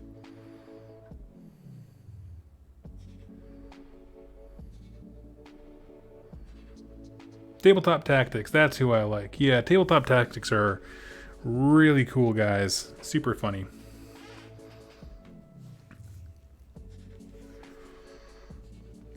Question, how often do you dry brush layers on your models? I've done it for basing and it comes out great. Not sure about how it does for models. Oh, I do it all the time. Yeah, I mean, if you didn't see, I just did that on... I'm going to have to do it again. So basically, to get these little pieces of like the lines on these things, I take... What I did before was take Ogre Red Camo and just dry brushed over it. Works great. I use dry brushing all the time. It is often like... It's often talked about as being like a newbie. This is how newbies paint. Everybody else does layers, and it's like, that's just not true. Everyone and their mom dry brushes stuff.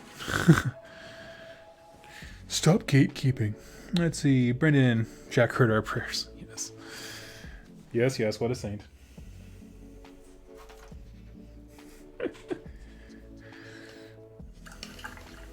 Yeah, if you want good 40k battle reports, tabletop tactics guys are really, really fun.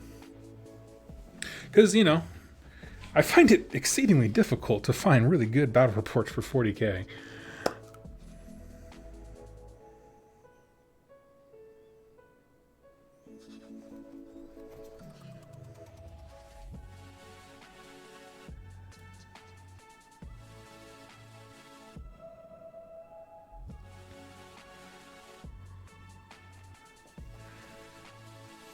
See you later, Hugh. Have a good Christmas.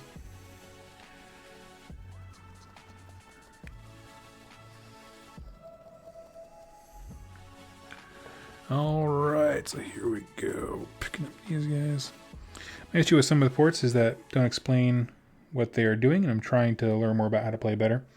Yeah. Yeah, I'd love... I don't know how that would look, but I wouldn't mind a channel that did a video called, I don't know, for example, we'll just pick something that I'm looking at, Learning Maggotkin, okay? And so they're going to take a completely suboptimal list. They want to experiment with as many units as possible, right? So I'd have a unit of these guys, a bunch of Blight Kings, some Plague Bearers, and did a battle report where they really just talked about the rules and interactions and like thought out loud, I will move these guys up because they are tough enough to hold this objective. You know what I mean? And like, and kind of went through their thought process about how they think about these various units. And that way, when they do stuff in the future, like when I have Maggotkin on with a effective list or a narrative built list, I can say, hey, and if you're new to the army, go back and watch this video so you can learn how I'm going to be using it, basically. Like, you know, what's my thought process behind some of these units. So I don't know, what does that sound like to you guys? Does that sound interesting? Like, I don't know, I mean, I'm not a battle report channel. Most I can do is Warcry. But just that idea of, you know, taking the time to explain to people, this is why we do what we do when I do XYZ, and then you can just reference that again. You don't have to do that every single game, but you give someone who's new, who's interested in that army, a direction.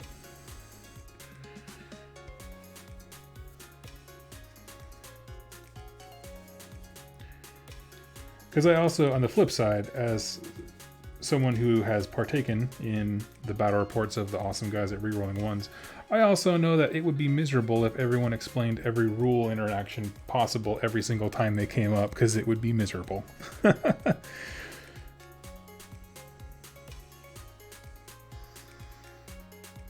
And that's where you kind of got to meet your content creator halfway. You got to remember that their sanity keeps battle reports coming.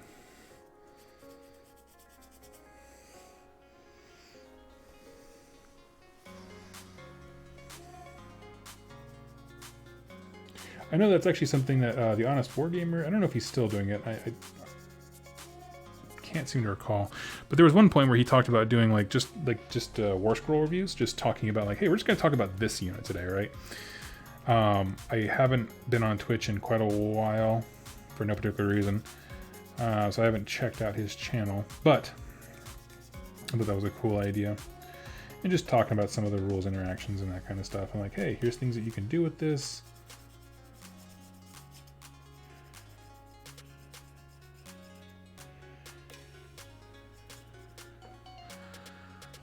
Hello and happy holidays. Hello, Michael. Michael, you doing well, my friend? Hope you are feeling happy, healthy, and ready for the holidays.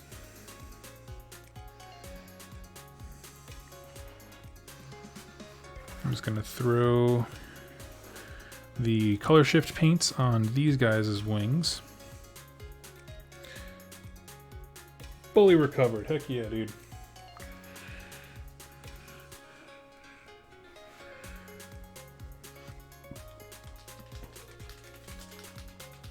So let's see. Yeah, so by the time I finish the color shift paints, I should be able to go back to that other guy, do some experimenting on that gray to get it to the gray blue that I like. I'm going to try, You know, it's one of those things. People ask me like how I paint so quickly, and it's just finding shortcuts. So if I can do the Draknorf Nightshade and it looks all right, that's what we're gonna go with. Shortcuts are always the answer. In business, in marriage, no, please don't.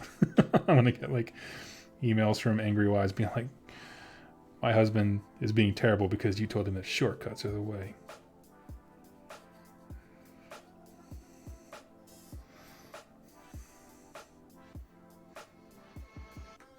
My biggest thing is I realized this maybe a year ago or so,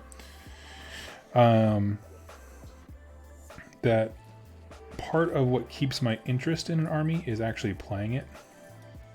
And so I'm like, okay, now that I'm kind of back and excited again to paint Nurgle stuff, like I need to dash to get to a 2,000 point list, which is super easy with Nurgle because, like I said before, these 9 dudes are, with their battalion, are over half of my army, which is awesome.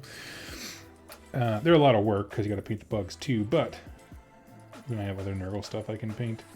Like I have all the bases ready for my Plague Bearers, just got to go outside and prime them, and they're going to be, I'm going to do all 30 in one batch very, very quickly because there's nothing to them, right? I mean, I do the same thinned out wash with contrast that I did on these, on the bugs here, and then I just go back and pick out some of the minor details with like the eyes and the gore and stuff like that. So they will go very, very quickly.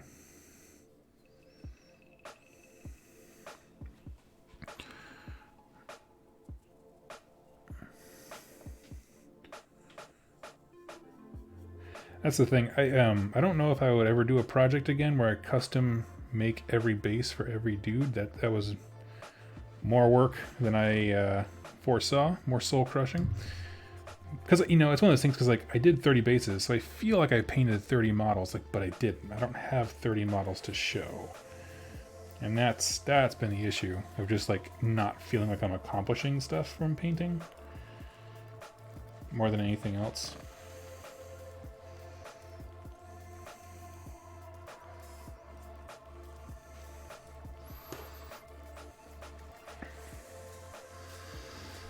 By any chance, does anyone have any idea how to do iridescent colors? I'm going to show my ignorance here and say I don't know what iridescent. Oh, yeah, I'm actually doing it right now. If you want to, there's a line of paints called Turbo Dork. And they're pretty fantastic.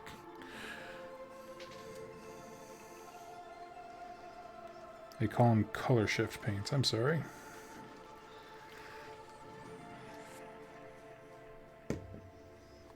Picture oil on the road. Yes, that's what this comes out to be.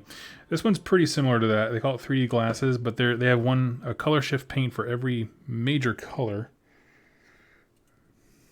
And they are metallics. They do have a shimmer.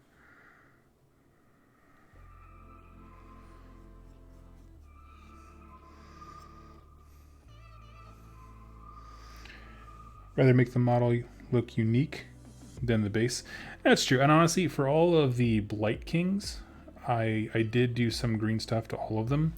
For these guys, I chose not to for 2 reasons. One, I love the models. I don't want to change a thing. Like, honestly, if I was in the design room, I would not have changed a thing. And the fact that I was like, you know what?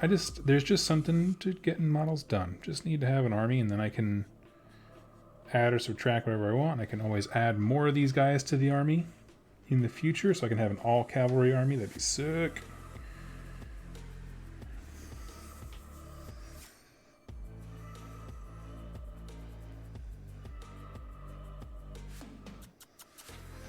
Merry Christmas and good night. It's 2:30 a.m. right now. Oh my gosh.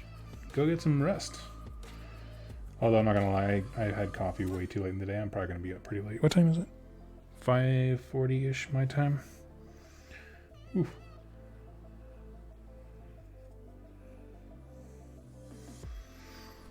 Okay, so he's guy number 2. This should be the last. Well, I have to do one more pass on the top part of the wings, but Okay. Now once I get to do the riders, then I'm not going to do them like oh my gosh, can't think of the term right now. My brain's starting to misfire. I'm getting too tired. I'm not going to do them assembly line style. Once I get to the riders, I'll stop and I'll do them individually because I want to do some stuff like painting on like marks of success or like how many guys I've killed, that kind of stuff. But that's about it.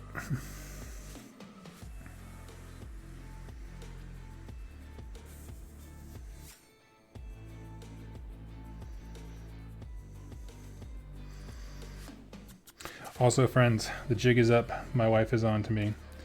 I was telling her today about how much I am moving towards skirmish games. And like all the different... So I've reached out to several companies to be like, hey, would you like to have your stuff featured on 2+ Stuff? Just for games that I think were, you know, tangentially interesting and just stuff that looks cool or models that have some good crossover, that kind of stuff. And so I was telling her about how much I love like these skirmish games. And then after a while, she got this big smirk and I was like, what? She's like, it kind of sounds like at the end of next year you're just going to have the same amount of models but just for like 13 games rather than just one. I was like, damn it, she caught me. She knows that I've been hoarding Necromunda stuff.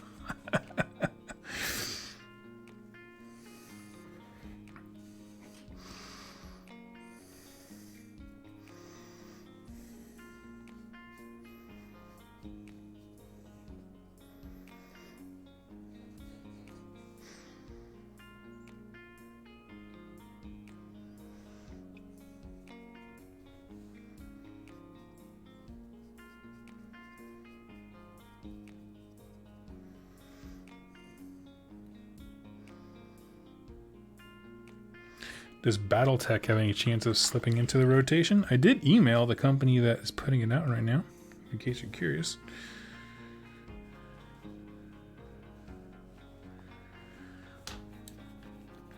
I gotta wait for the color shift stuff to dry, and then we can put the second layer on them.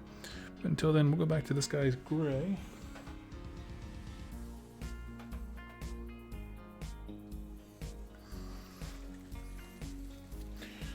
Now, I just had a thought. I have two kinds of blue wash. There is Colia Green Shade and Drakenhawk Nightshade.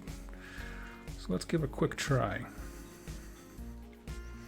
We'll just pick a little section on the back where there's some cracks and crevices to demonstrate.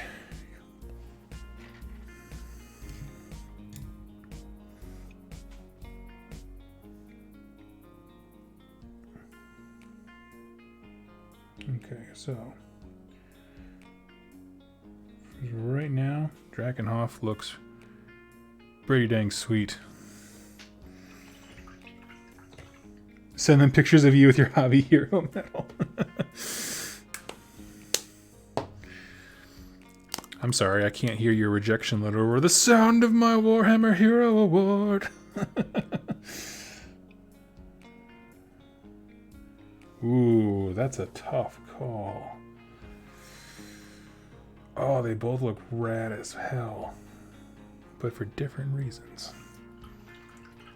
I'm not sure how much of this really should... I don't think you can see. I need to get a new downward-facing cam. The Dragonif stuff actually did on the gray specifically. It did not look too bold. That's a good point on Evasion. No, the with the Colia Green Shade, it's brighter. I don't know. You guys can't see, and I'm so sorry, but it's much brighter, like in the cracks and crevices. So it almost looks like it has a glowing kind of effect. I don't know.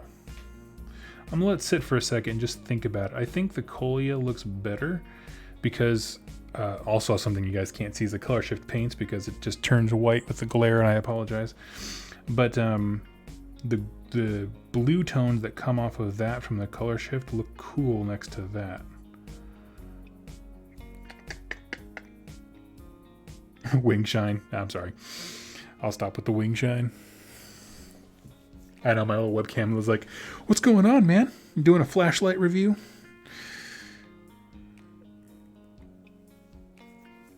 I'll let it dry, see how much it changes the tone. But honestly, neither of them like fundamentally altered like the Skaven Blight Dinge. And that's actually, I've moved away from painting black And I'm pretty much just using Skaven Blight Dinge for that exact reason, that like it shades exceedingly well and still looks dark like you want it to. So yeah.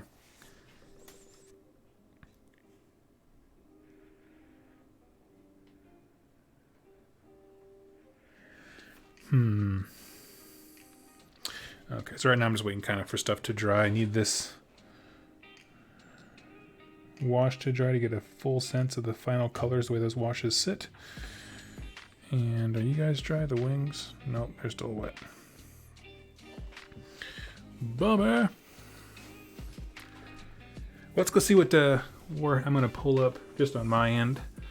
Let's see what's going on in the news today. There's not a lot of news dropping for most companies just because it's Christmas, but I'm over on Warhammer community page.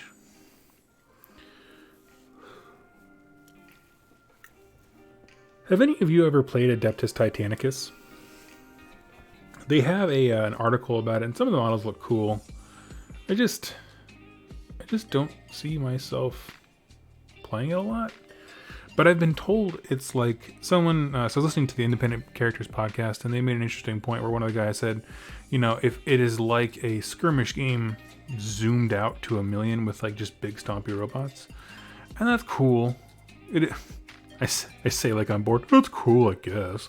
It's the coolest thing ever, but I just don't know if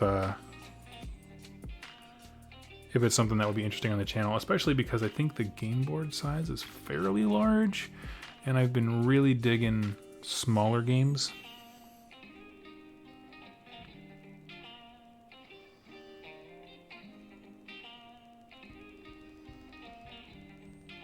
Let's see. Doug, have you tried Corvus Black? I have not yet. That's one of the newer ones that came out when they dropped Contrast, I think. And I'm going back and trying a bunch of those, and I am loving them. Like, I honestly wish they had focused more on them than the Contrast, to be perfectly honest with you. Because, like, what was the other one that I tried? I do it for the armor. I do the, is it Nighthawk? No. There's a blue base. Where is it at? Oh yeah, Night Lord's Blue is another one that came out there. Freaking awesome paint. Like, it just goes on perfectly smooth. It's a great base paint. Iron Hand Steel, yes, and Dark Iron, or Iron Hands. What is it? Iron Warriors, the metal, and I also grabbed the Grey Knight Steel. If you have an order army and you want to make stuff look baller, like a paladin or something, Grey Knight Steel is so freaking cool. It's basically Lead Belcher, a little bit lighter than Lead Belcher, but it has a blue hue to it.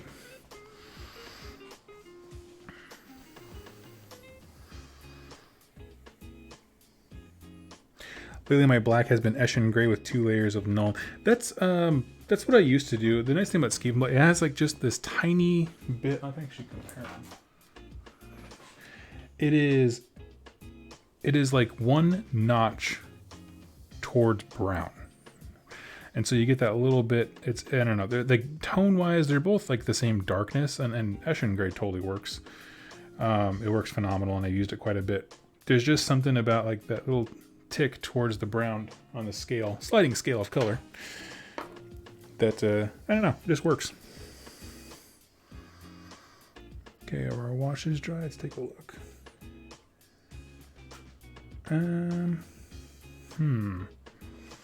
This is a tough one because I was super about Colia. Now that it's dried,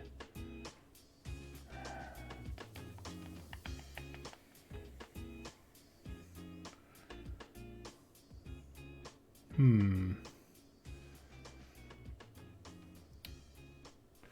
me think on this for a hot sec. Oh, I totally just jammed my hand into a whole bunch of that paint. Okay. I'm a professional.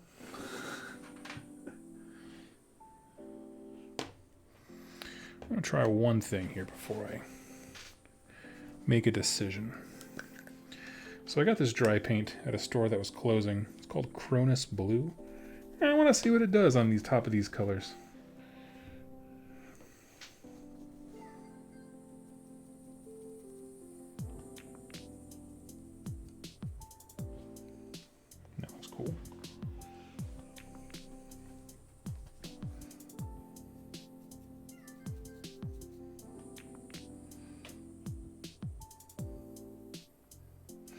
Okay, so Drakenhof wins. I'm gonna say Drakenhof Nightshade wins. So what I did was I took a little bit of Chronos Blue and just kind of dry brushed the very edges of where like the plate of, I don't know, chitin, bug, bone, whatever, starts to break apart at the end there, and just kind of picked out some of the highlights, and it looks really sweet with the Drakenhof. So yeah.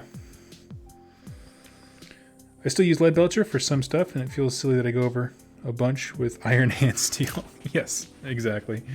I know exactly what you mean. Cool, so I'm gonna put him to the side. And for everybody else, we're going to get them all caught up so we can move forward again. So that means the top coat on these three with more of the color shift paint.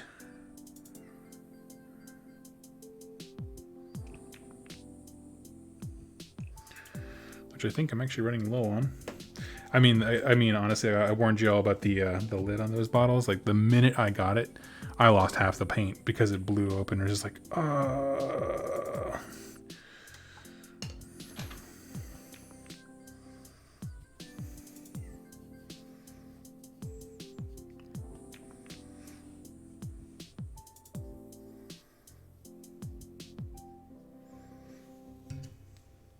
There we go. There's a string on the brush.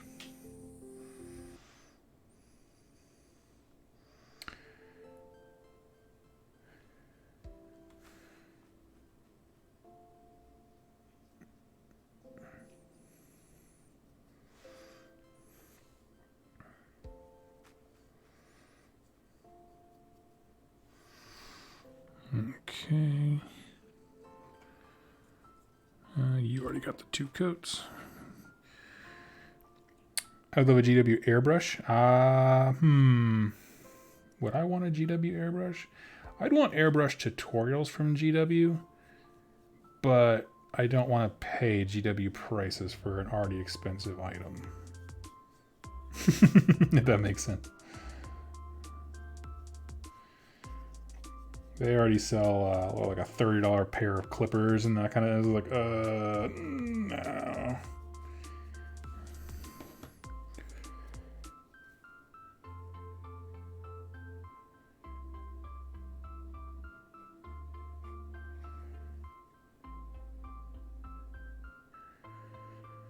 Is putting primer on a model a good idea? We should always prime your models, Pixelbit, because it helps paint adhere to them. But what do you mean as far as put primer on a model? Like spray prime, or give me a little more detail on your question there.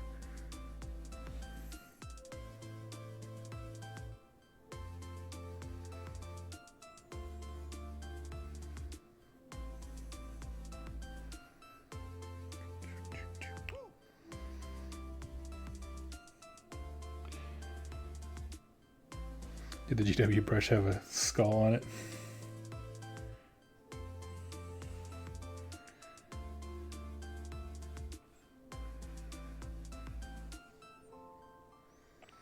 Army Painter, is it any good? I use some of their paints. They have a red wash that I really like. Their black is nice. Like just their straight, I think they just call it solid black. Because, you know, it's... I find it to be a little bit smoother than a Madden Black.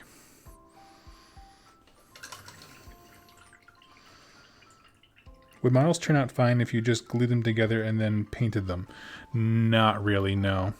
You mean without primer, you skip the priming part? Not really. I actually did that when I was a kid. And basically, if you've ever seen like water on a no-slip surface, how it kind of pools together because the tension in the water kind of keeps it together and it doesn't spread, kind of thing. That's what'll happen because acrylic paint on that plastic will pool together and become very blotchy. So you can paint a model that's not primed, but you're gonna be coating it with so many stinking layers that it's gonna be caked in there and fill in all the detail, and it won't look great. So that's just a heads up for you. Even if you go to your basics store and just grab a spray primer for like $5 and just take them outside, like the paint will at least stick. Even if you don't want them to look good, that's fine. You know, or looking you know, your paint minimum that you want them to look is very low, meaning like you'd be happy with pretty much anything, it doesn't actually matter, because you need some kind of primer to keep any real paint to them. So yeah, I would really, really suggest that, because these models are expensive, and I did with my Putrid Blight King. Should I start using primer? I would highly suggest it. That's just a personal opinion. Primer sticks to the plastic, so that when you paint on the primer surface, and paint will adhere to that much, much stronger, brighter, and consistently. So there's no blotches or whatever. Okay, so what was I about to do? Oh, that's right. I gotta do the gray on everybody. I get distracted very, very easily all of a sudden.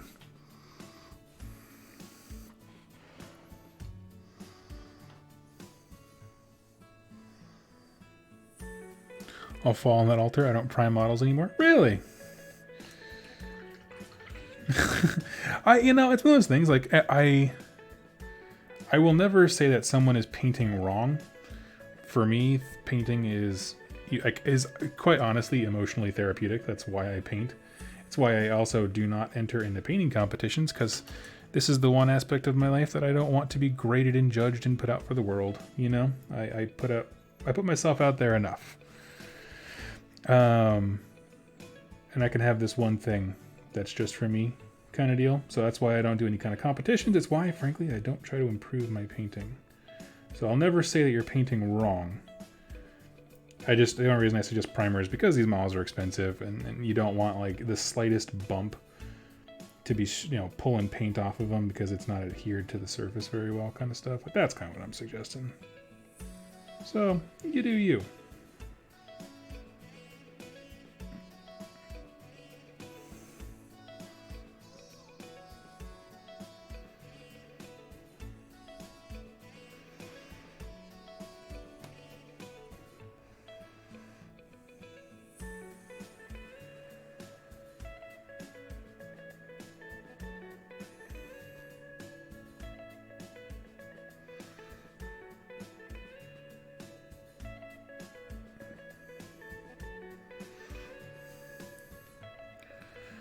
Let's see.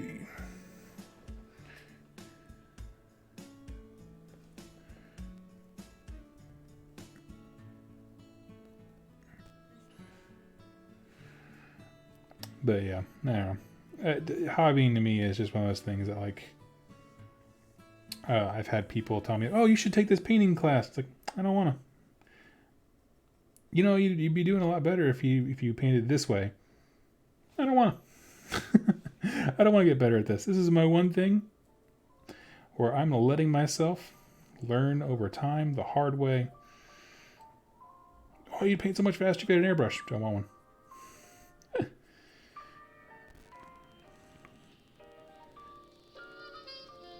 I might eventually cave in. Like, honestly, I have nothing against an airbrush. It's not one of those things where it's like airbrush is cheating. I've never understood that position. If I had one, I'd use it. But,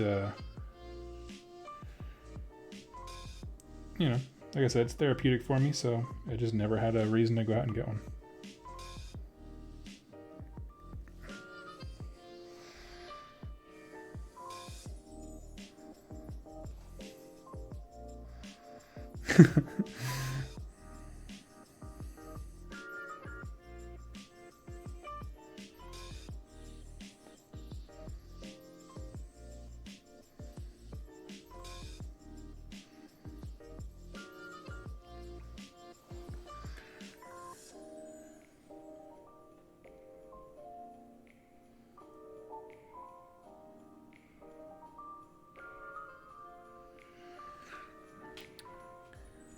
I don't know.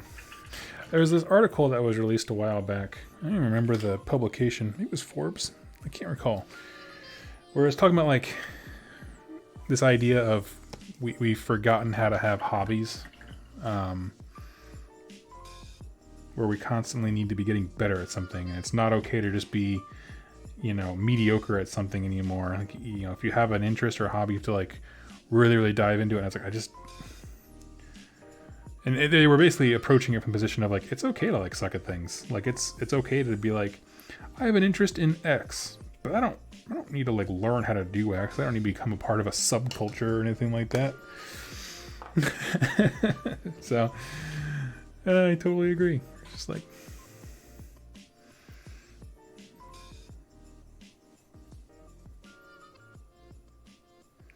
gotta be Bob Ross style. This is your world. You're the creator. Find freedom on this canvas of a gross evil bug.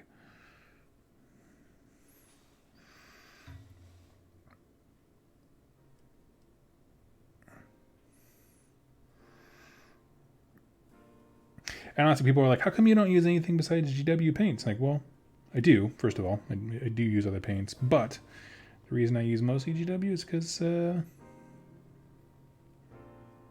don't really have an interest in trying a bunch of other stuff. Hey, this works. Cool.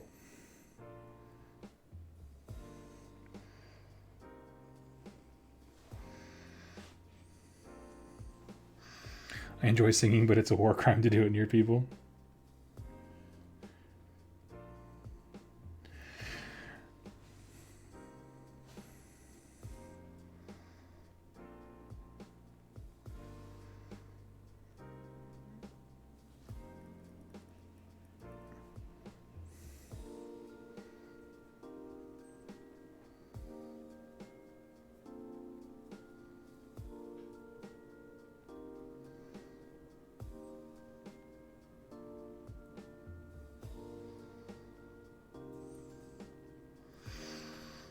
Okay, go. Just, ugh. I'm so sorry, guys. The way this mic is set up right now, I gotta figure out a new setup. I keep dinging it.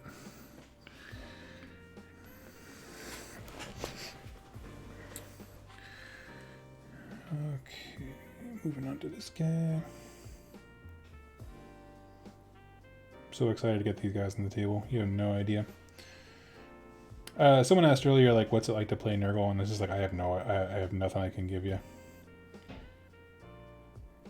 I have not successfully fielded them yet.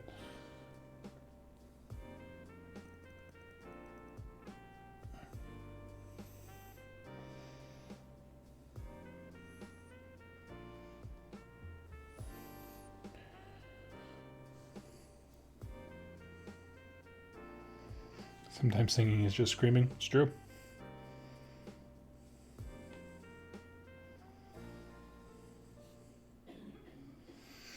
Although I have found, like, it's really interesting. If you ever just want to get your brain fired up, go explore other hobbies. And it's just, like, it's so interesting. Because I do this every once in a while when I think about, like, how to do videos. Just like, you know, what other people do. So I'll go and I'll explore. Explore the stuff. And it's just like, you realize how much of, like, an internal, like, I don't know, discourse is built up of like using their own terms and their own glossaries and that kind of stuff. And they talk to each other assuming the other person knows all this stuff. And you're just like, I don't know what that means.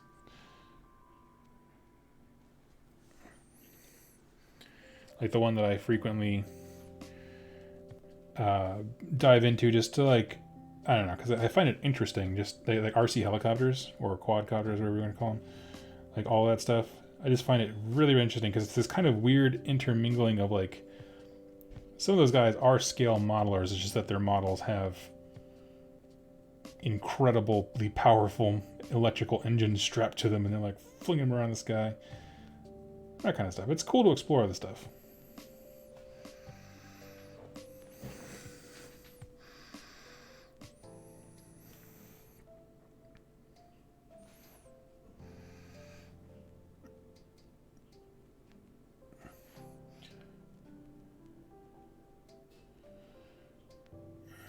Let's see. Probably should have done the carapace first. I'm getting some stuff on the base of my wings. That's all right. We can touch that up.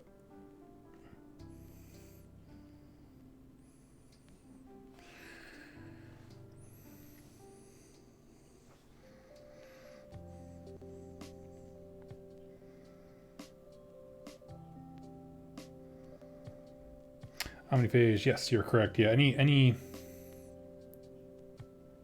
in-depth thing. I remember like my teacher trying to explain the difference between, I was like, revenue and profit.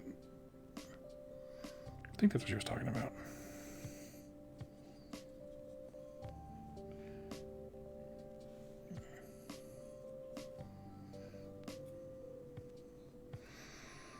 That's a hobby people sometimes no one recovers from.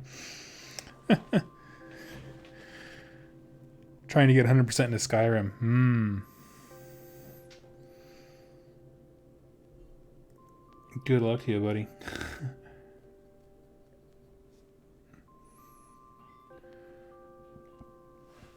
I just started playing Blood Bowl. Blood Bowl 2 on Steam. It's pretty cool. Like I'm still very much learning.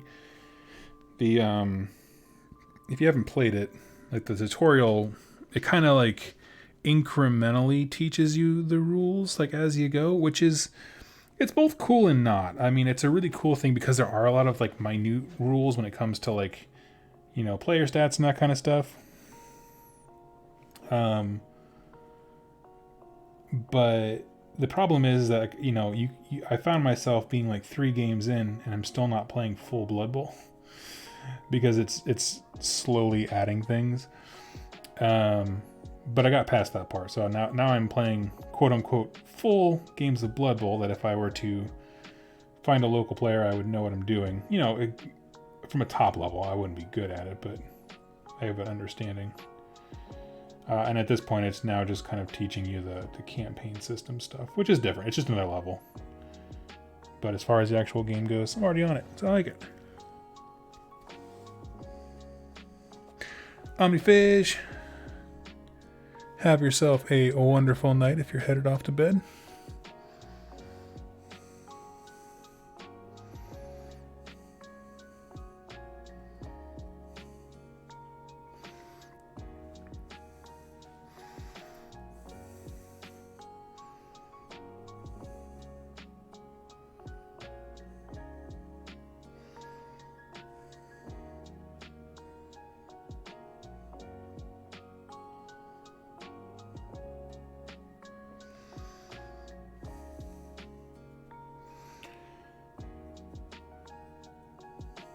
I think the last game I was obsessed with achieving everything was the Lego Star Wars games. I don't know why that specific one just really gripped me.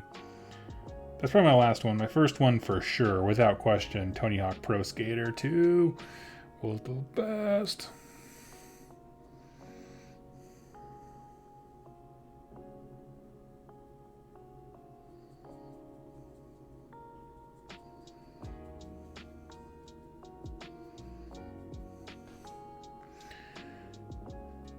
Doom 16. Oh, yeah.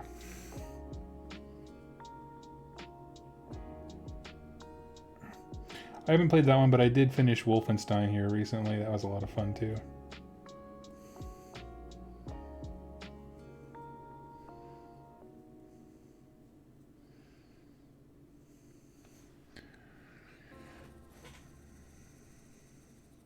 "100% Sly Cooper memories." Oh, yeah.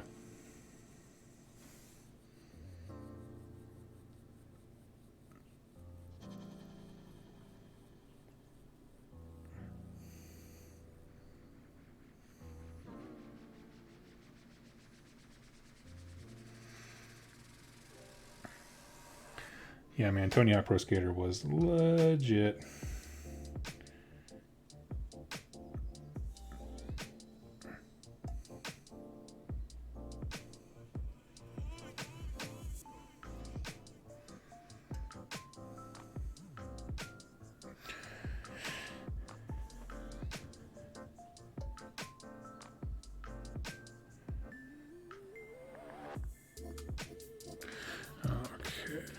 Okay, and the last one.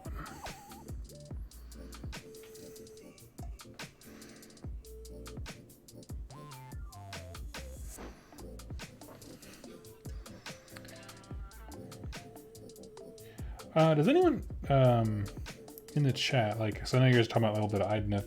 I'm curious, does any of y'all play the turtle? The giant turtle? I can't even think of what his name is right now.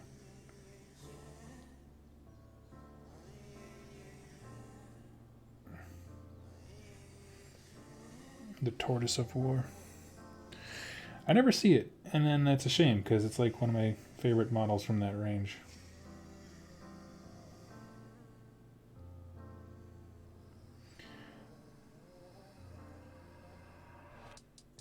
That's the thing about the army, like there's some big models that I like I always love like the monsters and the cavalry, but it's one of those things that I look at and I'm like, okay, well if I was going to lean into this army, I might as well just play Seraphon, because all I want is the big monsters, and they do big monsters best. Leviathan, thank you.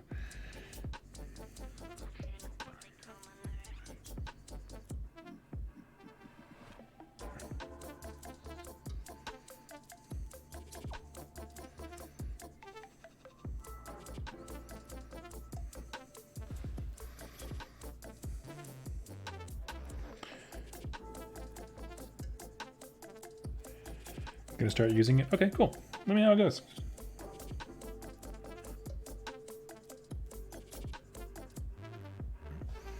I'm very curious.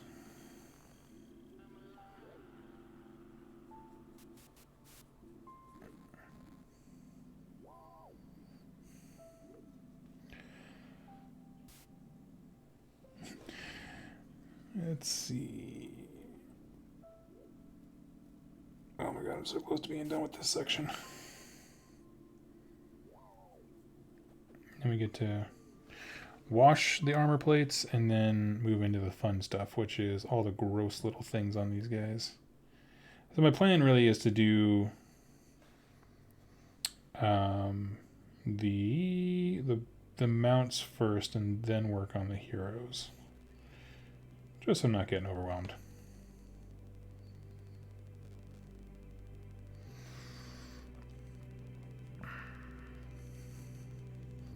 Oh, the stinger.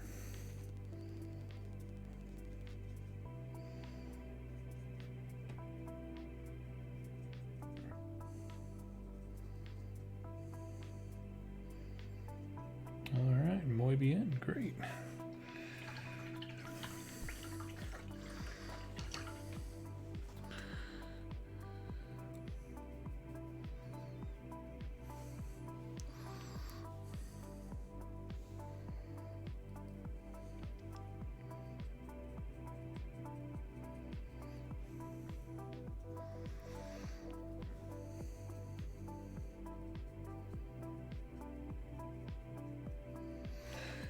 Every so often my cat invades the table, but never my turtle.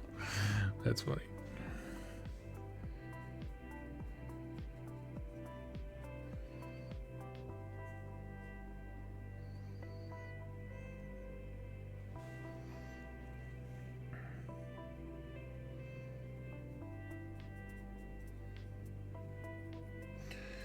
Okay.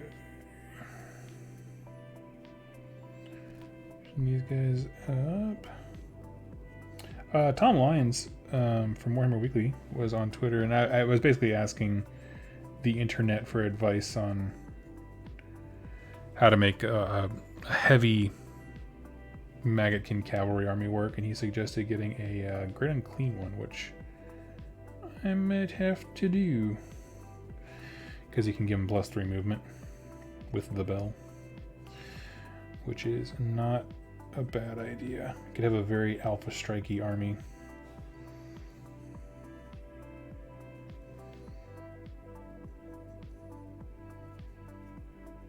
Which, oh, you know, they're not going to do like a ton of damage, but they can just run up, clog up the enemy with bodies.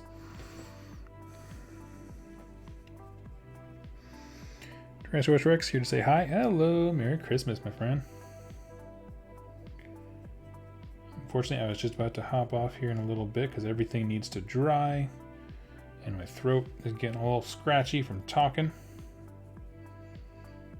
I gotta save some. I'm gonna write out some topics so I can have some stuff to discuss tomorrow, because I got tomorrow off as well for actual Christmas. It's Christmas Eve my time, and so I'm gonna be doing some painting tomorrow. Like I said, I'll announce when I'm doing it on the community page of this channel.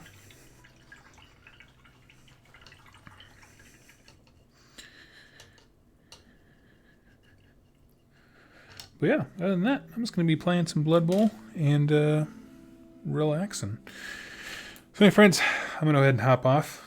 Let all this stuff dry. The color shift needs to dry. The gray needs to dry. All that stuff. So, I will go ahead and let you all go. Go enjoy your families and everyone around you. And I will catch you tomorrow. Probably not too far off from this time. When I started today, I think it was like 4-ish. That's definitely a safe bet. So, anyway, I will see you all later,